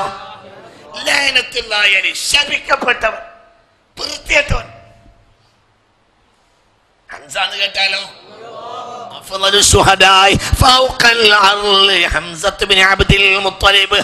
രക്തസാക്ഷികളിൽ ഏറ്റവും പ്രധാനപ്പെട്ട ആൾ ഹംസത്ത് ബിൻ അബ്ദുൽ മുത്തലിബ് ആണെന്ന് പുണ്യ റസൂൽ. കാരണം ഹംസ മരിച്ചത് സത്യത്തിന് വേണ്ടിയാ. മരിച്ചു എന്നല്ല, എന്തിനു വേണ്ടി മരിച്ചു എന്ന വിഷയം തലേ കൊടുത്തോ. അപ്പൊ നീ എന്ത് ചെയ്തു എന്നല്ല, എന്തിന് ചെയ്തു എന്ന വിഷയം. നീ ത്യാഗം അനുഭവിച്ചു എന്നുള്ളതല്ല. ഇവിടെ പലരും മരിച്ചിട്ടുണ്ട്. സഖാവ് കൃഷ്ണപിള്ള ചെരുപ്പ് തേച്ച് മരിച്ചാളാ റളിയല്ലാഹു അൻഹു എന്ന് പറയോ? പൊട്ട. മനസ്സിലായില്ല? നിങ്ങൾ ഇവിടെ ഉണ്ടാ? ബെഞ്ചമിൻ മൊളോയിസ് പറയോ റളിയല്ലാഹു അൻഹു? പറയടോ. ബെഞ്ചമിൻ മൊളോയിസ് ചെറിയ ആളെന്നല്ല, മലദ്വാരത്തിൽ കുത്തിക്കെറ്റി കൊന്നതാ ബെഞ്ചമിൻ മൊളോയിസിനെ. പ്രിട്ടോറിയ ഭരണകൂടം 1985-86 ആയിരിക്കും. പ്രിട്ടോറിയ ഭരണകൂടം മലദ്വാരത്തിൽ കാമ്പ് കുത്തിക്കെറ്റി കൊന്നത് ബെഞ്ചമിൻ മൊളോയിസിനെ. റളിയല്ലാഹു അറിയില്ല. നേരെ മറിച്ച് സയ്യിദ് ഖുത്ബ് എന്ന് കേട്ടാൽ റഹ്മത്തുള്ളാഹി അലൈഹി എന്ന് പറയും. കാരണം അള്ളാഹിന്റെ കലാമിന് വേണ്ടി വെച്ചതാണ്. അയാൾ ആരാണെങ്കിലും ആരോ ആക്കാം. അത് ചിലപ്പോൾ നമ്മൾ മദ്ഹബ് ആയിക്കൊള്ളുന്നില്ല. അതിലൊന്നും ഞാൻ മദ്ഹബിനെ സൂക്ഷിക്കുന്നൊന്നുമില്ല. നിങ്ങൾക്ക് ഞാൻ പറഞ്ഞത് സ്വീകാര്യമാവുമെന്നാണ് എൻ്റെ വിശ്വാസം. ഇനി സ്വീകാര്യം അല്ലെങ്കിലും ഞാൻ അങ്ങനെ പറഞ്ഞിരിക്കുന്നു. ഞാൻ എൻ്റെ കാര്യത്തിൽ ഞാൻ ഏകനാണ്. എനിക്ക് ദുനിയാവിൽ ഒരു കെട്ടുപാടുമില്ല. എനിക്ക് സത്യത്തോടല്ലാതെ ഒരു പ്രതിബദ്ധതയില്ല, ഒന്നിനോടുമില്ല. ഞാൻ സത്യത്തെ കണ്ണുപൊട്ടൻ വടിയെ ആശ്രയിക്കുന്നത് പോലെ ഞാൻ സത്യത്തെ ആശ്രയിക്കും. അത്ര മാത്രമേ ഉള്ളൂ. സയ്യിദ് ഖുത്ബ് റഹ്മത്തുള്ളാഹി അലൈഹിനോട് അന്ന് രാവിലെ വന്നിട്ട് ഈജിപ്തിലെ ഉന്നത നയതന്ത്ര ഉദ്യോഗസ്ഥന്മാർ പറയുന്നുണ്ട്, നിങ്ങൾ ഈജിപ്തിലെ ഏറ്റവും വലിയ പണ്ഡിതനാണ്, നിങ്ങളെ കൊല്ലാൻ ഭരണകൂടത്തിന് ഉദ്ദേശമില്ല. നിങ്ങൾ ജിഹാദിൻ്റെ ആയാത്തിൻ്റെ താഴെ ജമാൽ അബ്ദുൽ നാസർ എന്ന ഈജിപ്ഷ്യൻ പ്രസിഡന്റിനെ വിമർശിച്ചുകൊണ്ട് എഴുതിയ ആയത്തിൻ്റെ വ്യാഖ്യാനത്തിൽ നിന്ന് പിന്മാറിയാൽ മതി. മാത്രമല്ല, ഇന്ന് നിങ്ങൾ ജയിലിൽ നിറക്കിയിട്ട് ഖാദിൽ ഖുലാത്താക്കും, ചീഫ് ജഡ്ജിയാക്കും. എവിടെ മാത്രമുണ്ട്. അപ്പോൾ അദ്ദേഹം പുഞ്ചിരിച്ചുകൊണ്ട് പറഞ്ഞു, നിങ്ങളുടെ സ്നേഹവായ്പിൽ എനിക്ക് സന്തോഷമുണ്ട്, നിങ്ങൾ എന്നെ ബഹുമാനിച്ചതിന് ഞാൻ മാനിക്കുന്നുണ്ട്. പക്ഷേ നിങ്ങളോട് തൽക്കാലം എനിക്ക് അങ്ങനെ പറഞ്ഞ് രക്ഷപ്പെടാം. അള്ളാഹുവിൻ്റെ കലാമിൽ നിന്ന് എനിക്ക് മനസ്സിലായ കാര്യം ഞാൻ തുറന്നെഴുതി വെച്ചത് തൽക്കാലം ഒരു ജീവരക്ഷയ്ക്ക് വേണ്ടിയോ അല്ലെങ്കിൽ നിങ്ങളുടെ സ്ഥാനമാനത്തിന് വേണ്ടിയോ ഞാൻ മാറ്റി എഴുതിയാൽ അള്ളാഹിൻ്റെ കോടതിയിൽ ഞാൻ എന്തു പറയും? അന്നാണ് നോക്കിക്കൊണ്ടത് ഷഹീദ് ഖുത്ബ് റഹ്മത്തുള്ളാഹി അലൈഹി. പാനൂർ തങ്ങൾ പാപ്പ അലാഹാമിഷി തഫാസിൽ പറയുന്നുണ്ട്, ഞാൻ സ്വർഗത്തെ മനസ്സിലാക്കിയത് സയ്യിദ് ഖുത്ബിൽ നിന്നാണ്. പാനൂർ തങ്ങൾ പാപ്പ പറയുന്നുണ്ട് അലാഹാമിഷി തഫാസിൽ. ചിന്തിക്കണം. നമ്മളൊരു പൊട്ടക്കുളത്തിൻ്റെ മുന്നിൽ പോയി എന്നത് ഇതാണ് ദുന്യാവ് എന്ന് പറയരുത്. ദുന്യാവ് അതിൻ്റെ അപ്പുറം ഉണ്ടെന്ന് ആലോചിക്കണം. ഇപ്പൊ നമ്മൾ ചിന്തിക്കുക, ഇവിടെ സത്യം എന്താണ്? പലരും മരിക്കുന്നുണ്ട്. ബെഞ്ചമിൻ മലോയിസ് മരിച്ച്, പലരും മരിച്ച്. പക്ഷേ അവരൊന്നും മരിച്ചതൊരു സത്യത്തിന്റെ ആശയത്തിന് വേണ്ടി അല്ല. പ്രപഞ്ചത്തിന്റെ സത്യമാണ് ലാ ഇലാഹ ഇല്ലല്ലാഹ്. അത് സത്യമാണ്. അതിനു വേണ്ടി മരിച്ചവൻ രക്തസാക്ഷിയാ. എന്നാലും ഒരു മരിക്കണമില്ല, എന്നൊരു മരിക്കണില്ല. നല്ല ഉഷാറിലല്ലേ? അവർ ജീവിക്കുന്നവരാണെന്നാണ് ആയത്ത്. എന്താ അതിൻ്റെ തഫ്സീർ ഞാൻ ഈ കൊല്ലം പഠിച്ച്, ഈ കൊല്ലം ഞാൻ എൻ്റെ തഫ്സീർ പഠിച്ച്. വലാ തഹ്സബന്നല്ലദീന ഖുതിലു ഫീ സബീലിൽ അംവാതൻ ബൽ അഹ്യാ. അവർ ജീവിക്കാണ്. അതായത് അവരെ മരിച്ച ഉടനെ അല്ലാഹു തആല അവരെ വേറൊരു ലോകത്തേക്ക് കൊണ്ടുപോകും. അവർക്ക് വേണ്ടി മാത്രം ലോകമുണ്ട്. ഏത്? ആലമ ശുഹദാ. അവിടെ കൊണ്ടുപോകും. മനസ്സിലായില്ല? ഉദാഹരണം പറയാ. നമ്മൾ രണ്ട് കൂട്ടർ ഹജ്ജിന് പോയി. നിങ്ങൾ എൻ്റെ ഫോമിലല്ലേ? നമ്മൾ രണ്ട് കൂട്ടർ ഹജ്ജിന് പോയി. ഒരു വിഭാഗം ആളുകൾ എയർ അമേരിക്കക്കും പോയി, ഒരു വിഭാഗം ആളുകൾ എയർ ഇന്ത്യ എക്സ്പ്രസിനും പോയി എന്ന് നോക്കൂ. ഒരു വിഭാഗം രണ്ട് കൂട്ടർ ഹജ്ജിന് പോയി. ഒരു വിഭാഗം ആളുകൾ എയർ ഇന്ത്യ എക്സ്പ്രസിന് പോയി, ഒരു വിഭാഗം ആളുകൾ എയർ അമേരിക്കക്കും പോയി.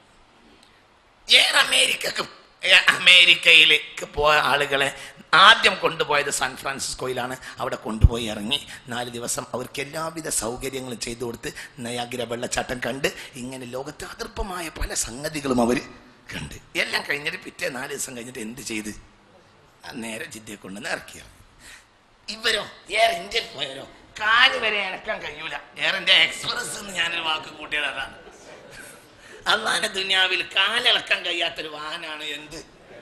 എയർ ഇന്ത്യ എക്സ്പ്രസിൽ ഒരാൾ കയറിയാൽ ഖസ്റത്ത് ദുനിയ വൽ ആഖിറ, ഓന്റെ ദുനിയാവ് ഏതായാലും പോയി. കാരണം ഒന്ന് കാല് അങ്ങോട്ടും കൊണ്ട് ഇളക്കാനുള്ള സൗകര്യം എന്തിന്റെ എക്സ്പ്രസിൽ ഇല്ല.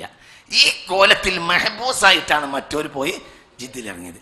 രണ്ടു കൂട്ടർക്കും ഹജ്ജിന് കിട്ടുന്നതിനിടയിൽ, ഹജ്ജ് ചെയ്യുന്നതിനിടയിൽ ചിലപ്പോൾ മറ്റൊരു പറയും, നമ്മൾ ആ മറ്റേ നയാഗ്ര കാണാൻ പോയപ്പോൾ കണ്ട അത് മറ്റേത് പറയുമ്പോൾ ഇവർ മേപ്പോട്ട് നോക്കും. രണ്ട് കൂട്ടരും നല്ല സ്ഥലത്ത് തന്നെ എത്തിയത്. പക്ഷെ ഇവരതിൻ്റെ ഇടത്താവളത്തിലെത്തിയിട്ടുണ്ട്. അത് ഇവർക്കുള്ള ആനുകൂല്യം ഇവർക്കില്ല. നമ്മുടെ മുഅ്മിനീങ്ങളൊക്കെ മരിച്ചു, സാലിഹ്യങ്ങളും ശുഹദാക്കളും രണ്ടു കൂട്ടരും മരിച്ചു. എന്നാൽ ശുഹദാക്കളെ അല്ലാഹു തആല വേറൊരു ലോകത്തെത്തിക്കും. അതാണ് വലാ തഹ്സബന്നല്ലദീന ഖുതിലു ഫീ സബീലില്ലാഹി. നിങ്ങൾ നല്ല ഫോമിൽ ഇരിക്കണം കേട്ടാ. ഇത് നിങ്ങൾക്ക് പറഞ്ഞാൽ മനസ്സിലാവൂല, നിങ്ങൾക്കിത് അറിയൂല, നിങ്ങൾക്കിത് അറിയില്ല ഞാൻ ഈ പറയണത്. പിന്നെ എന്തിനാ നിങ്ങൾ വെറുതെ മടിച്ചിരിക്കണത്? നിങ്ങൾ എൻ്റെ മോത്തേക്ക് നോക്ക്. ഞാനും കുട്ടിക്കാലത്ത് എന്താ വിചാരിച്ചെന്നറിയോ, മരിച്ചുപോയ ആളുകൾ നിങ്ങൾ മരിച്ചു എന്ന് പറയുന്നത് അവരവിടെ ജീവിക്കാൻ പറഞ്ഞാൽ അവരവിടെ നല്ല അങ്ങനെ ജീവിക്കും. അതല്ല ശരി. കാരണം അതിനിപ്പം അള്ളാന്റെ മാർഗത്തിൽ രക്തസാക്ഷി ആവണ്ടയില്ലല്ലോ. സാലിയായ മരിച്ചാൽ തന്നെ എവിടെ ഇരിക്കും? ഇല്ല, അള്ളാഹു തആല തൗഫീഖ് തരട്ടെ. എന്നാൽ ഇതിൽ പറയുന്ന അള്ളാന്റെ മാർഗത്തിൽ മരിച്ചവരെ മരിച്ചു എന്ന് പറയരുത്. അവർ സത്യത്തിൽ ജീവിക്കുകയാണ്. അവരാണ് ജീവിക്കുന്നവർ. അവർ അവിടെ ജീവിക്കുന്നവരാണ്. അതെന്താണ് ജീവിതം എന്ന് പറഞ്ഞ? സത്യത്തിൽ അവർ ജീവിച്ച ജീവിതം. ഇല്ലീനിൽ ഒരു വിഭാഗം ആളുകൾ ജീവിക്കുന്നുണ്ട്. ഇവരുടെ ജീവിതം അവരുടെ ജീവിതം ചെയ്ത് നോക്കിയാൽ സത്യത്തിൽ ജീവിതം എന്ന് പറഞ്ഞത് അവരുടെ ജീവിതം അത്രയും വലിയ ലോകം.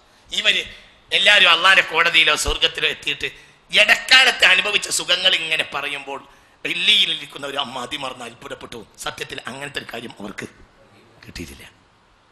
അപ്പോൾ ഇനി പറയാം, രക്തസാക്ഷിക്ക്, മരിച്ചുപോയ രക്തസാക്ഷിക്ക് മരണശേഷം ഭയങ്കര സുഖ. മരിക്കുന്നതും സുഖം, മരിക്കുന്നതും സുഖം. രക്തസാക്ഷിക്ക് സത്യത്തിന് വേണ്ടി മരിക്കാൻ ഒരുങ്ങുന്ന രക്തസാക്ഷിക്ക് ഉണ്ടല്ലോ, ആ സമയത്തേക്കൊരു സുഖമുണ്ട്. ആ സുഖം കൊണ്ടാണ് അയാൾ ഈ സയ്യിദ് ഖുത്ബി പറയുന്നത്. അതാണ് ആര് പറയുന്നത്? ഹുബൈബ് പറയുന്നത്. മനസ്സിലായില്ല? മരിച്ചോട്ടെ എന്ന് പറയുന്നൊരു രംഗുണ്ടല്ലോ, അത് അവർക്കൊരു സ്വർഗം നേരിട്ട് കാണുന്ന ഒരു അവസ്ഥ ഉണ്ട്. അള്ളാഹു അവിടെ അതൊക്കെ നമ്മൾ കാണും. എന്തോ കാണും. മരണത്തിൻ്റെ തൊട്ട് മുമ്പ് ചില കാര്യങ്ങൾ നമ്മൾ കാണും. എന്നെ വളരെ ചിന്തിപ്പിച്ചൊരു സംഗതിയുണ്ട്. ഖലീൽ മരിച്ചുപോയി. എൻ്റെ സ്നേഹിതൻ, നമ്മളൊക്കെ ഒരു പ്രധാനപ്പെട്ട ഒരാളായിരുന്നു. വളരെ വിമാനാപകടത്തിൽ ഖലീൽ മരിച്ചു. ഖലീൽ മരിക്കുന്നതിന് തൊട്ട് മുമ്പ് ഖലീൽ ഫ്ലൈറ്റിൽ കയറി ഇരുന്നിട്ട് അളിയനെ ഫോൺ ചെയ്യുന്നുണ്ട്. ദുബായിലുള്ള അളിയനെ ഫോൺ ചെയ്യുന്നുണ്ട്. എനിക്കിവിടുന്ന് ഇറങ്ങി ഓടാൻ തോന്നുകയാണ്. തിരിഞ്ഞില്ല. ഇതിനെ വളരെ ചിന്തിപ്പിച്ചൊരു വാക്കാണ്. അപ്പോൾ ഞാൻ മനസ്സിലാക്കിയെടുത്തോളം എന്തോ ചില അടയാളങ്ങൾ കണ്ടിട്ടുണ്ടാവും. ആ അടയാളം പറയാൻ കഴിയില്ല. നിങ്ങൾക്ക് പറഞ്ഞത് മനസ്സിലായോ? ഇത് പറഞ്ഞിട്ട് അളിയൻ എന്നോട് പറഞ്ഞു, ഫ്ലൈറ്റിൽ ഇരിക്കുമ്പോൾ എനിക്ക് വിളിച്ച് സാരമില്ലാന്ന് ഞാൻ മറുപടി പറഞ്ഞ്, എനിക്കിത് ഇവിടുന്ന് ഓടാൻ തോന്നാണ്. ജീവിതം മുഴുവനും ഫ്ലൈറ്റ് യാത്ര നടത്തിയ മനുഷ്യൻ. ആര്? ഖലീൽ. എന്നൊക്കെ മനസ്സിലാവുന്നുണ്ടോ? ഇതിൽ ചിന്തിക്കാണ്ട്. ജീവിതം മുഴുവനും ഫ്ലൈറ്റ് യാത്ര നടത്തിയ മനുഷ്യൻ ഖലീൽ. ദുബായിലും കച്ചവടം, നാട്ടിലും വലിയ തറവാട്ടുകാരും കച്ചവടവും കാര്യമൊക്കെ ഉള്ള ആളുകൾ. ഈ ഖലീൽ മരണത്തിന് തൊട്ട് മുമ്പ് ദുബായിൽ നിന്ന് ഫ്ലൈറ്റിൽ കയറി ഇരുന്നിട്ട് ദുബായ് വിളിക്കുകയാണ്. ആർക്ക്? അവർ അല്പസമയം കിട്ടുമല്ലോ ഫ്ലൈറ്റിൽ ഇരുന്നിട്ട്, പിന്നെ ടേക്ക് ഓഫിന് അല്പം നേരം കിട്ടും. ആ നേരത്ത് വിളിക്കാണ്, ആളിയനെ വിളിച്ചിട്ട് പറയാണ്, എന്ത്, എനിക്ക് ഇവിടുന്ന് ഇറങ്ങി ഓടാൻ തോന്നുന്നുണ്ട്. അതിന് ഒരു കാരണമുണ്ട്. എന്തോ അയാൾക്ക് മാത്രം തിരിയുന്ന ചില അടയാളം കണ്ടിട്ടുണ്ടാവും. ആ അടയാളം കാണും. രക്തസാക്ഷിയാണെങ്കിൽ വല്ലാതെ കാണും. ആ അടയാളം കാണുമ്പോൾ പിന്നെ അവർക്ക് എന്തുണ്ടാവില്ല എന്നറിയോ? അപ്പോൾ ഒരു ഭയം ഉണ്ടാവില്ല. ഒരാള് നിങ്ങളെ ഇവിടെ പൊട്ടി നോക്കൂ, ഇവിടെ നിങ്ങളത് പൊട്ടി നോക്കൂ, കൈ കുത്തിയ പൊട്ടി. അപ്പോൾ നിങ്ങൾ എന്ത് ചെയ്ത് കെട്ടുന്നവൻ്റെ അടുത്തുകൊണ്ടുപോയി അയാൾ ബാക്കിയുള്ളതും കൂടെ പൊട്ടിച്ച്, ഇവിടെ കുത്തി, ഇവിടെ കീറി. ഇതൊക്കെ നിങ്ങൾ ചെയ്യുമ്പോഴും ഭയങ്കര വേദന ഉണ്ട്. ഈ വേദനയ്ക്ക് നിങ്ങൾ നിന്ന് കൊടുക്കും. എന്തുകൊണ്ട്? 4 ആഴ്ച കഴിഞ്ഞിട്ട് കയ്യും വീശി നിങ്ങൾ നടക്കുന്നതായിരിക്കും നിങ്ങളെ മനസ്സിലുണ്ടാവുക. മനസ്സിലായില്ല? ഇനി ഈ കൈ നന്നാവില്ല നിങ്ങൾക്ക് ബോധ്യപ്പെട്ടാലോ, ഇനി തൽക്കാലങ്ങൾ ഇനി കീറണ്ട, കഴിഞ്ഞ് വേണ്ടെന്ന് പറയും. നിങ്ങൾക്ക് പറഞ്ഞത് മനസ്സിലായില്ലേ? എന്തുകൊണ്ടാണ് ഈ വേദന അനുഭവിച്ചാൽ വീണ്ടും ഒരു വേദനയ്ക്ക് തയ്യാറായത്? 4 ആഴ്ച കഴിഞ്ഞിട്ട് സുഖകരമായ കാര്യം അയാൾ കണ്ണി കാണുന്നുണ്ട്. ഇതുപോലെ തന്നെ രക്തസാക്ഷിയെ സംബന്ധിച്ച് അയാൾ നേരിട്ട് അയാളുടെ സുഖത്തെ കാണുന്നുണ്ട്. എന്തുകൊണ്ട് അയാൾ രക്തസാക്ഷി, അയാൾ മരിച്ചു എന്ന് പറയാൻ പാടില്ല? 2 തരം ആയത്താണ് ഖുർആനിൽ. വലാ തഖൂലു ലിമൻ യുഖ്തലു ഫീ സബീലില്ലാഹി അംവാതൻ. അല്ലാഹുവിന്റെ മാർഗ്ഗത്തിൽ മരിച്ചവരെ മരിച്ചു എന്ന് നിങ്ങൾ പറയരുത്. ഒരായത്ത് വലാ തസ്ബന്നല്ലദീന ഖുതിലു ഫീ സബീലില്ലാഹി അംവാതൻ ബൽ അഹ്യാ. അല്ലാഹുവിന്റെ മാർഗ്ഗത്തിൽ മരിച്ചവരെ പറ്റി നിങ്ങൾ മരിച്ചു എന്ന് പറയരുത് എന്നൊരായത്ത്, മരിച്ചു എന്ന് വിചാരിക്കരുത് എന്ന് പറഞ്ഞായത്ത്. അപ്പോൾ അവരെ പറ്റി മരിച്ചു എന്ന് പറയാൻ പാടില്ല. എന്നാൽ അവർ മരിച്ചിട്ടുണ്ട്, പക്ഷെ മരിച്ചു എന്ന് പറയാൻ പാടില്ല. വിചാരിക്കണ്ട, വേറൊരു ലോകത്ത് ജീവിക്കാണ്. കാരണം അവർ രക്തസാക്ഷികളാണ്. എന്തുകൊണ്ട് അവർക്ക് ഇത്ര വലിയ പരിഗണന ഉണ്ടായി? ഇതേ ദുഃഖവും പ്രശ്നവും അവതരിപ്പിച്ചിട്ട് അനുഭവിച്ചിട്ട് വേറൊരു കൂട്ടർ മരിച്ചിട്ടുണ്ട്. അവരെ ലോകം മുഴുവൻ ശപിക്കുകയാണ്. എന്തുകൊണ്ട്? എന്താണ് ഈ കോടന്ന്? ഒരു വിഭാഗം മരിച്ചത് സത്യത്തിന് വേണ്ടിയാണ്, മറ്റു വിഭാഗം അസത്യത്തിന് വേണ്ടിയാണ്. സത്യമാണ്. അപ്പൊ അതാണ് സത്യം, അതിനു വേണ്ടിയാണ് സമർപ്പിക്കേണ്ടത്.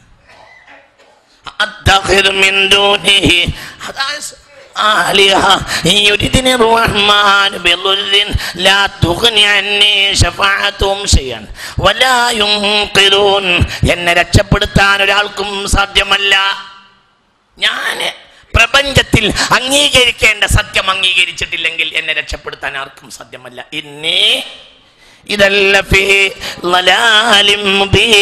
അന്നേരത്ത് ഞാൻ വ്യക്തമായ വഴികേടിലായിരിക്കും. നഷ്ടപ്പെടാനുള്ളതൊക്കെ നഷ്ടപ്പെടും, ഒന്നോട്ട് തിരിച്ചു കിട്ടുകയുമില്ല. നേരെ മറിച്ചോ സത്യവിശ്വാസം ഉണ്ടെങ്കിൽ അത് പൂങ്കാറ്റാണ്, അതിന് വിഷമമില്ല.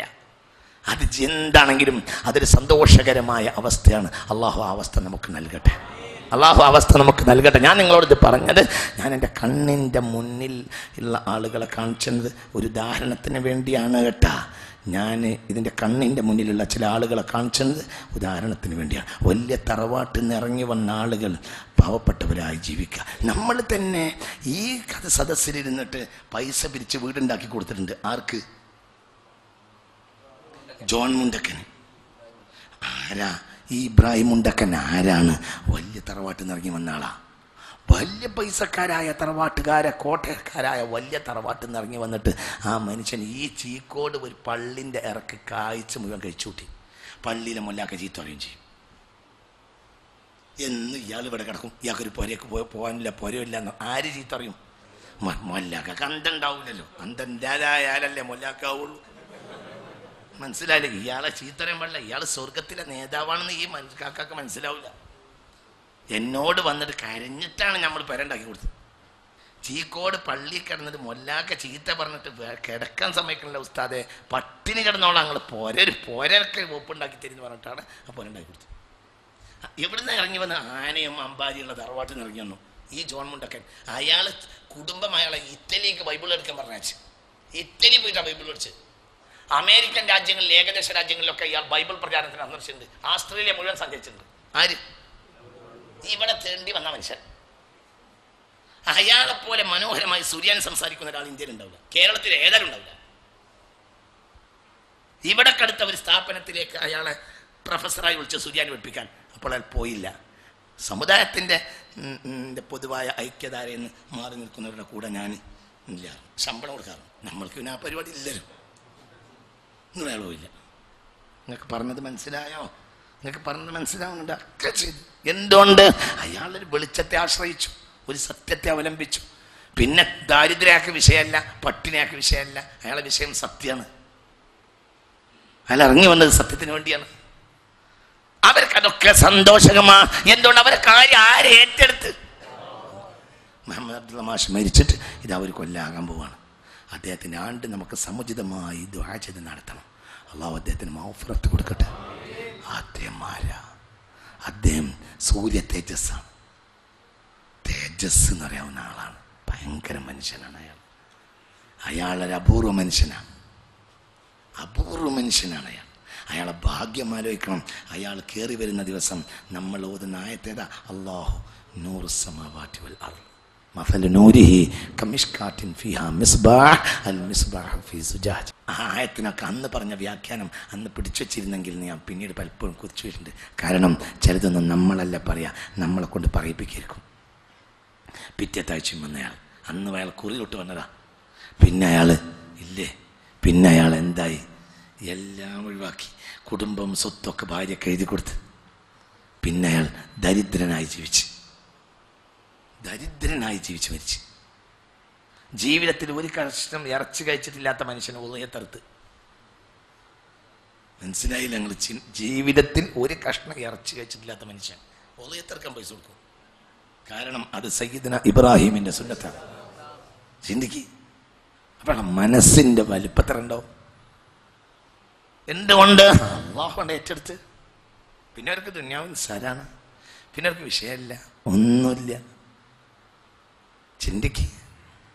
എന്തോ ചില പ്രയാസങ്ങൾ ഉണ്ടായപ്പോൾ പിന്നെ അയാൾ പോവാണ്. പോയത് എന്നോട് വന്ന് അവസാനം പറഞ്ഞത്, നിങ്ങൾക്ക് ഞാനിവിടെ നിന്നാൽ നിങ്ങളെ ജീവന് നഷ്ടം വരുമെന്ന് എനിക്ക് പേടിയാണ്, അതുകൊണ്ട് ഞാൻ പോവാണ്.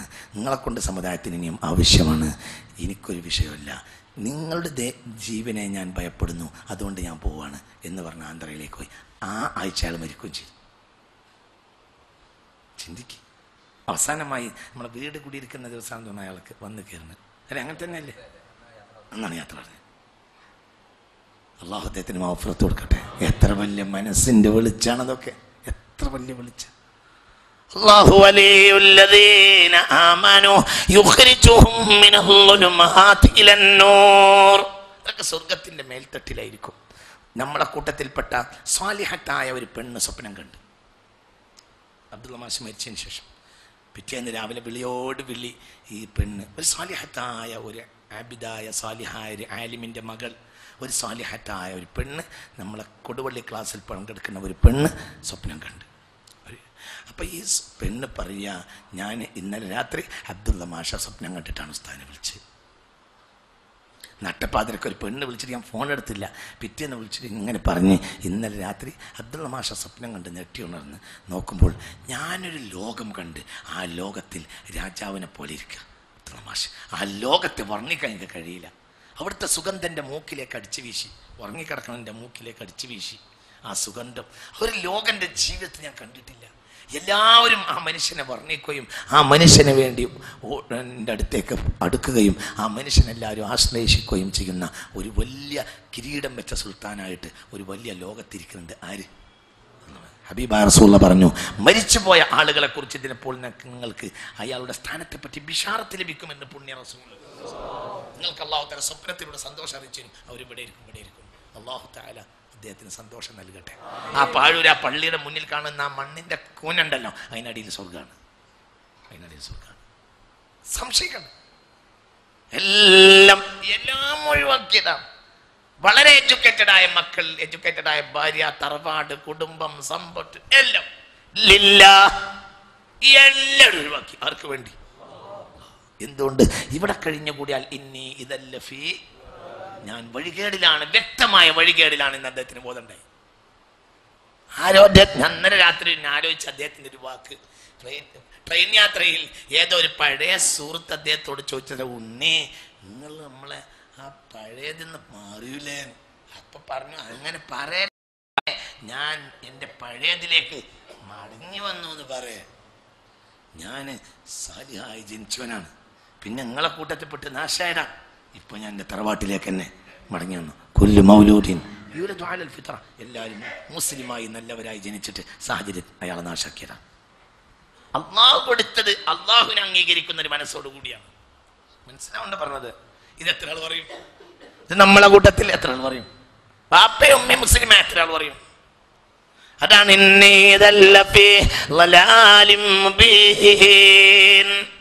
ഞാൻ അള്ളാഹു എന്ന മഹാസത്യത്തെ അംഗീകരിക്കാതെ വന്നാൽ ഞാൻ വ്യക്തമായ വഴികേടിലായിരിക്കും. ഏറ്റവും വലിയ നാശം എന്നെ ബാധിക്കും, ഏറ്റവും വലിയ വഴികേടിലായിരിക്കും. അള്ളാഹു നമ്മെ കാത്തുരക്ഷിക്കട്ടെ. അതാണ് പറഞ്ഞ വാക്കിന്റെ താല്പര്യം. ചുരുക്കത്തിൽ പ്രപഞ്ചത്തിന്റെ ഏറ്റവും വലിയ സത്യം അള്ളാഹുവിനെ അംഗീകരിക്കുക എന്ന പരമമായ സത്യമാണ്. ആ സത്യത്തിന്റെ മുന്നിൽ നമ്മൾ നിലകൊള്ളണം, അതിനുവേണ്ടി അധ്വാനിക്കണം. അത് നമ്മളിലൂടെ മറ്റുള്ളവരിലേക്ക് ഈ സന്ദേശം എത്തിച്ചേരണം. തൗഹീദിന്റെ ഭാഷയാണ് സത്യത്തിൽ സൂറത്തു യാസീൻ. തൗഹീദിന്റെ സന്ദേശം. ബഹുമാനപ്പെട്ട സൂറത്തു യാസീൻ ഒരാൾ ഓതിയിട്ട് രാത്രി ദുആ ചെയ്താൽ ദുആക്ക് ഇജാബത്ത് ഉണ്ടാവും. അള്ളാഹു തൗഫീഖ് തരട്ടെ. യാസീൻ രാത്രി ഓതിയിട്ട് തഹജ്ജുദ് നിസ്കരിച്ച് യാസീൻ ഓതി ദുആ ചെയ്താൽ ഇജാബത്ത് ഉണ്ടാവും. എന്താ യാസീൻ ഇത്ര വലിയ പ്രത്യേകത? യാസീൻ ബഹുമാനപ്പെട്ട തൗഹീദിനെ പറ്റി പറയാം. അള്ളാഹുവിന്റെ ഏകത്വം, അവന്റെ കഴിവ്, മനുഷ്യന്റെ കഴിവുകേട്. മനുഷ്യനൊരു കഴിവില്ല. കഴിവുള്ളവൻ ആര് മാത്രമാണ്? അള്ളാഹു. അവനെ സമർപ്പിക്കുമ്പോഴാണ് മനുഷ്യൻ മനുഷ്യനായിത്തീരുന്നത്. അതാണ് അവന്റെ ജീവിതത്തിന്റെ ലക്ഷ്യവും, അതാണ് ജീവിതത്തിന്റെ ബാധ്യതയും. അത് ചെയ്യുന്നതിനേക്കാൾ വലിയ ഒരു നല്ല കാര്യവും ഇല്ല.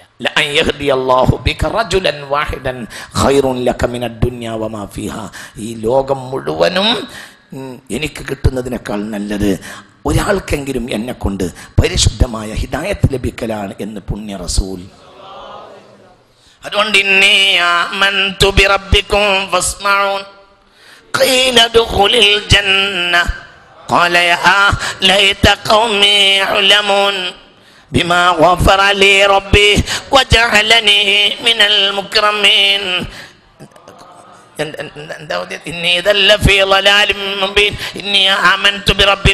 നിങ്ങളുടെയും എന്റെയും രക്ഷിതാവായ അള്ളാഹുവിനെ കൊണ്ട് ഞാനിതാ വിശ്വസിച്ചിരിക്കുന്നു. അതാണ് ഏറ്റവും വലിയ കൂലി, തന്നെയാണ് ഏറ്റവും വലിയ സത്യതാണ്. ഇന്നി ആമൻതു ബിറബ്ബിക്കും ഫസ്മഊൻ. അതുകൊണ്ട് എന്നെ ശ്രദ്ധിക്കുവിൻ ജനങ്ങളെ. ശ്രദ്ധിക്കേണ്ടത് തൗഹീദ് വിളിച്ചു പറയുന്നവനെയാണ് ശ്രദ്ധിക്കേണ്ടത്. പറയുന്നതിൽ ഏറ്റവും വലിയ വാക്ക് അല്ലാഹുവിലേക്ക് ക്ഷണിക്കുന്ന വാക്കാണ്. വമൻ അഹ്സനു ഖൗലൻ മിമ്മൻ ദആ ഇലല്ലാഹ്. വാക്കുകളിൽ ഏറ്റവും വലിയ വാക്ക് അല്ലാഹുവിലേക്ക് ക്ഷണിക്കുക എന്ന വാക്കാണ്. ഏറ്റവും വലിയ വാക്കാണ്. അതിന് ലോകം മുഴുവനും നഷ്ടപ്പെട്ടാലും ഒന്നുമില്ല. ഏറ്റവും വലിയ ലാഭം അല്ലാഹുവിലേക്ക് ക്ഷണിക്കലാണ്. എന്തും. ഇന്നി ആമൻതു ബിറബ്ബിക്കും ഫസ്മഊൻ. ഇനി തീർച്ചയായും ഞാൻ ആമൻതു, ഞാൻ വിശ്വസിച്ചു, ബിറബ്ബിക്കും, നിങ്ങളുടെ എന്റെയും, എൻ്റെ എന്ന് പറഞ്ഞാൽ ഞാൻ ഏതായാലും വിശ്വസിച്ചു. നിങ്ങൾക്കും എനിക്കും ഒരു രക്ഷിതാവാണ് അള്ളാഹു. ആ രക്ഷിതാവിനെ കൊണ്ട് ഞാനിതാ വിശ്വസിച്ചു. ഇതെല്ലാവരും വിശ്വസിക്കും. ഏത് പഹയനും ഫിർഔൻ വിശ്വസിച്ചിട്ടുണ്ട് അവസാനം. പക്ഷെ ആ വിശ്വാസത്തിന് ഒരു ഉപകാരമില്ല. അവൻ ഇങ്ങനെ ഒരു മുങ്ങലിൽ ചെങ്കടലിൽ മുങ്ങി ഇങ്ങനെ പൊങ്ങിയപ്പോൾ ആമൻതു ബിറബ്ബി മൂസ എന്ന് പറഞ്ഞു. ഫറഖല ജിബ്രീലു അലാ മഫറഖി റഅസിഹി ഫവാദ ഫിൽ മാ. മനസ്സിലായില്ല? ഇങ്ങനെ വെള്ളം കുടിച്ച് പൊങ്ങിയ പൊങ്ങലില് ഫിർഔൻ എന്ത് പറഞ്ഞ്? ആമൻതു ബിറബ്ബി മൂസ. അപ്പൊ ഈ സത്യം ആ നേരത്തെ ആര് കണ്ടിട്ടുണ്ടാവും? ഫിർഔൻ കണ്ടിട്ടുണ്ടാവും. പക്ഷെ ആ നേരത്തെ അത് മനസ്സിലാക്കിയിട്ട് കാര്യമില്ല. ഫറഖല ജിബ്രീലു. അപ്പോൾ ജിബ്രീൽ അലൈഹിസ്സലാം അടിച്ചു. ഫി മഫറഖി റഅസി, മൂർത്താവിൽ അടിയൽ കൊടുത്ത്. മനസ്സിലായില്ല? അപ്പോൾ അള്ളാഹുവിനെ വിശ്വസിക്കണം എന്ന ബോധം അവസാന മൂമെന്റിൽ ആർക്കുണ്ട്? ഫിർഔനുണ്ട്. അത് വെള്ളം കുടിച്ച് പകുതിയായി പകുതി ജീവനായപ്പോൾ അയാൾ പറയുന്നുണ്ട്. പക്ഷെ ആ സമയത്ത് ഈമാൻ ഒരിക്കലും ഉപകരിക്കില്ല. കഴിഞ്ഞ് ഫറഖല ജിബ്രീലു ഫി മഫറഖി റഅസി. തലയുടെ മൂർത്താവിൽ അടിയട് കൊടുത്തു സയ്യിദ്നാ ജിബ്രീൽ. ആ നേരത്തെ വിശ്വസിച്ചിട്ട് കാര്യമല്ല, നേരത്തെ വിശ്വസിക്കണം. അതേതൊരാളും അവസാന സെക്കൻഡിൽ എല്ലാം കഴിയും. അവസാനം ചില സത്യങ്ങളൊക്കെ മനസ്സിലാകും. എല്ലാം നേരെ വെച്ച് സത്യവിശ്വാസിക്ക് അങ്ങനെയല്ല. കേരളത്തെ ഏറ്റവും കൂടുതൽ ചിരിപ്പിച്ച മനുഷ്യനാണ് നായനാർ. മരണം മുഴുവൻ നമുക്കറിയില്ല അല്ലേ? നായനാര പ്രസംഗം എന്ന് പറഞ്ഞാൽ അല്ലേ, നായനാര പ്രസംഗം എന്ന് പറഞ്ഞാൽ ചെരിയ ചുരിച്ച് കുടുകൂടാ ചെരിയ. മരണസമയത്തും മരണത്തിൻ്റെ സന്ദർഭവും വേദന, കരച്ചില്ല നായനാരുടെ. നേരെ മറിച്ച് ആയുസ് മുഴുവനും അള്ളാഹ്ക്ക് വേണ്ടി കരഞ്ഞൊരു മനുഷ്യനുണ്ട്, സയ്യിദ്നാ ബിലാൽ. ചിരിച്ചമരിക്കുന്നു. എല്ലാവരും വന്നിട്ട് പറയും, വേദനിച്ചു ബിലാൽ റളിയല്ലാഹുവിന്റെ മരണവേള. അപ്പോൾ പറഞ്ഞു, വാ തുറബാ, ഇന്ന് എൻ്റെ സന്തോഷമാണ്. കാരണം എൻ്റെ ഫലം ഇന്ന്, എൻ്റെ അധ്വാനത്തിൻ്റെ ഫലം ഇന്ന് കാണുക. എൻ്റെ പടച്ചൊന്ന് എന്നെ സ്വീകരിക്കാൻ പോവുക. എൻ്റെ നേതാവായ റസൂലുള്ളാഹിനെ ഞാൻ കാണാൻ പോവുക സ്വല്ലല്ലാഹു അലൈഹി വസല്ലം. ആര് പറഞ്ഞു? സയ്യിദ്നാ ബിലാൽ. വാ തുറബാ. അബിസീനിയക്കാരൻ, കറുകറുത്ത കാപ്പിരിയായിരുന്നു സയ്യിദ്നാ ബിലാൽ റളിയല്ലാഹു അൻഹു. പക്ഷേ അദ്ദേഹം ഈ സത്യം വിശ്വസിച്ചു. പിന്നെ മരിക്കണ നേരത്തെ പറയാ, എന്തൊരു സന്തോഷം, ഇന്ന് എൻ്റെ സന്തോഷത്തിൻ്റെ ദിവസമാണ് എന്ന് പറഞ്ഞു സയ്യിദ്നാ ബിലാൽ റളിയല്ലാഹു. കാരണം ലോകത്തെ ഏറ്റവും വലിയ സത്യം ഒരു ആയുസ് മുഴുവനും വിളിച്ചു പറഞ്ഞ ആളാണ് സയ്യിദ്നാ ബിലാൽ. മദീനയിൽ ബാങ്ക് കൊടുക്കുന്ന ആളായിരുന്നു. അശ്ഹദു അല്ലാ ഇലാഹ ഇല്ലല്ലാഹ്, ഈ സത്യത്തെ വിളിച്ചു പറയുന്ന ആളായിരുന്നു സയ്യിദ്നാ ബിലാൽ റളിയല്ലാഹു എന്ന്. എന്നെ ശ്രദ്ധിക്കുവിൻ ജനങ്ങളെ, ഞാൻ പറയുന്നത് കേൾക്കുവിൻ ജനങ്ങളെ എന്ന് പറഞ്ഞു ഹബീബുൻ നജ്ജാർ റളിയല്ലാഹു. എന്തുകൊണ്ട്? ഞാൻ പറയുന്നതാണ് നേര്, ഇതാണ് സത്യം. സത്യങ്ങളിൽ ഏറ്റവും വലിയ സത്യം ലാ ഇലാഹ ഇല്ലല്ലാഹ്. ഈ പ്രപഞ്ചത്തിന് ഒരധിപതിയല്ലാതെ ആരുമില്ല. ഒരാളും ഈ ലോകത്ത് മറ്റൊരാളോടും, അല്ലാഹു അല്ലാത്ത ഒരാളും കടപ്പെട്ടിട്ടില്ല. ഒന്നുമില്ല. ആരോട് മാത്രമാണ് കടപ്പാട്? അല്ലാഹുവോട്. അള്ളാഹു ഈ ബോധം നമുക്കൊക്കെ നൽകട്ടെ. അള്ളാഹു നമ്മെ മുത്തഖീങ്ങളിൽ പെടുത്തട്ടെ. അള്ളാഹു നമ്മെ സാലിഹീങ്ങളിൽ പെടുത്തട്ടെ. അള്ളാഹു നമ്മെ മുത്തഖീങ്ങളിൽ പെടുത്തട്ടെ.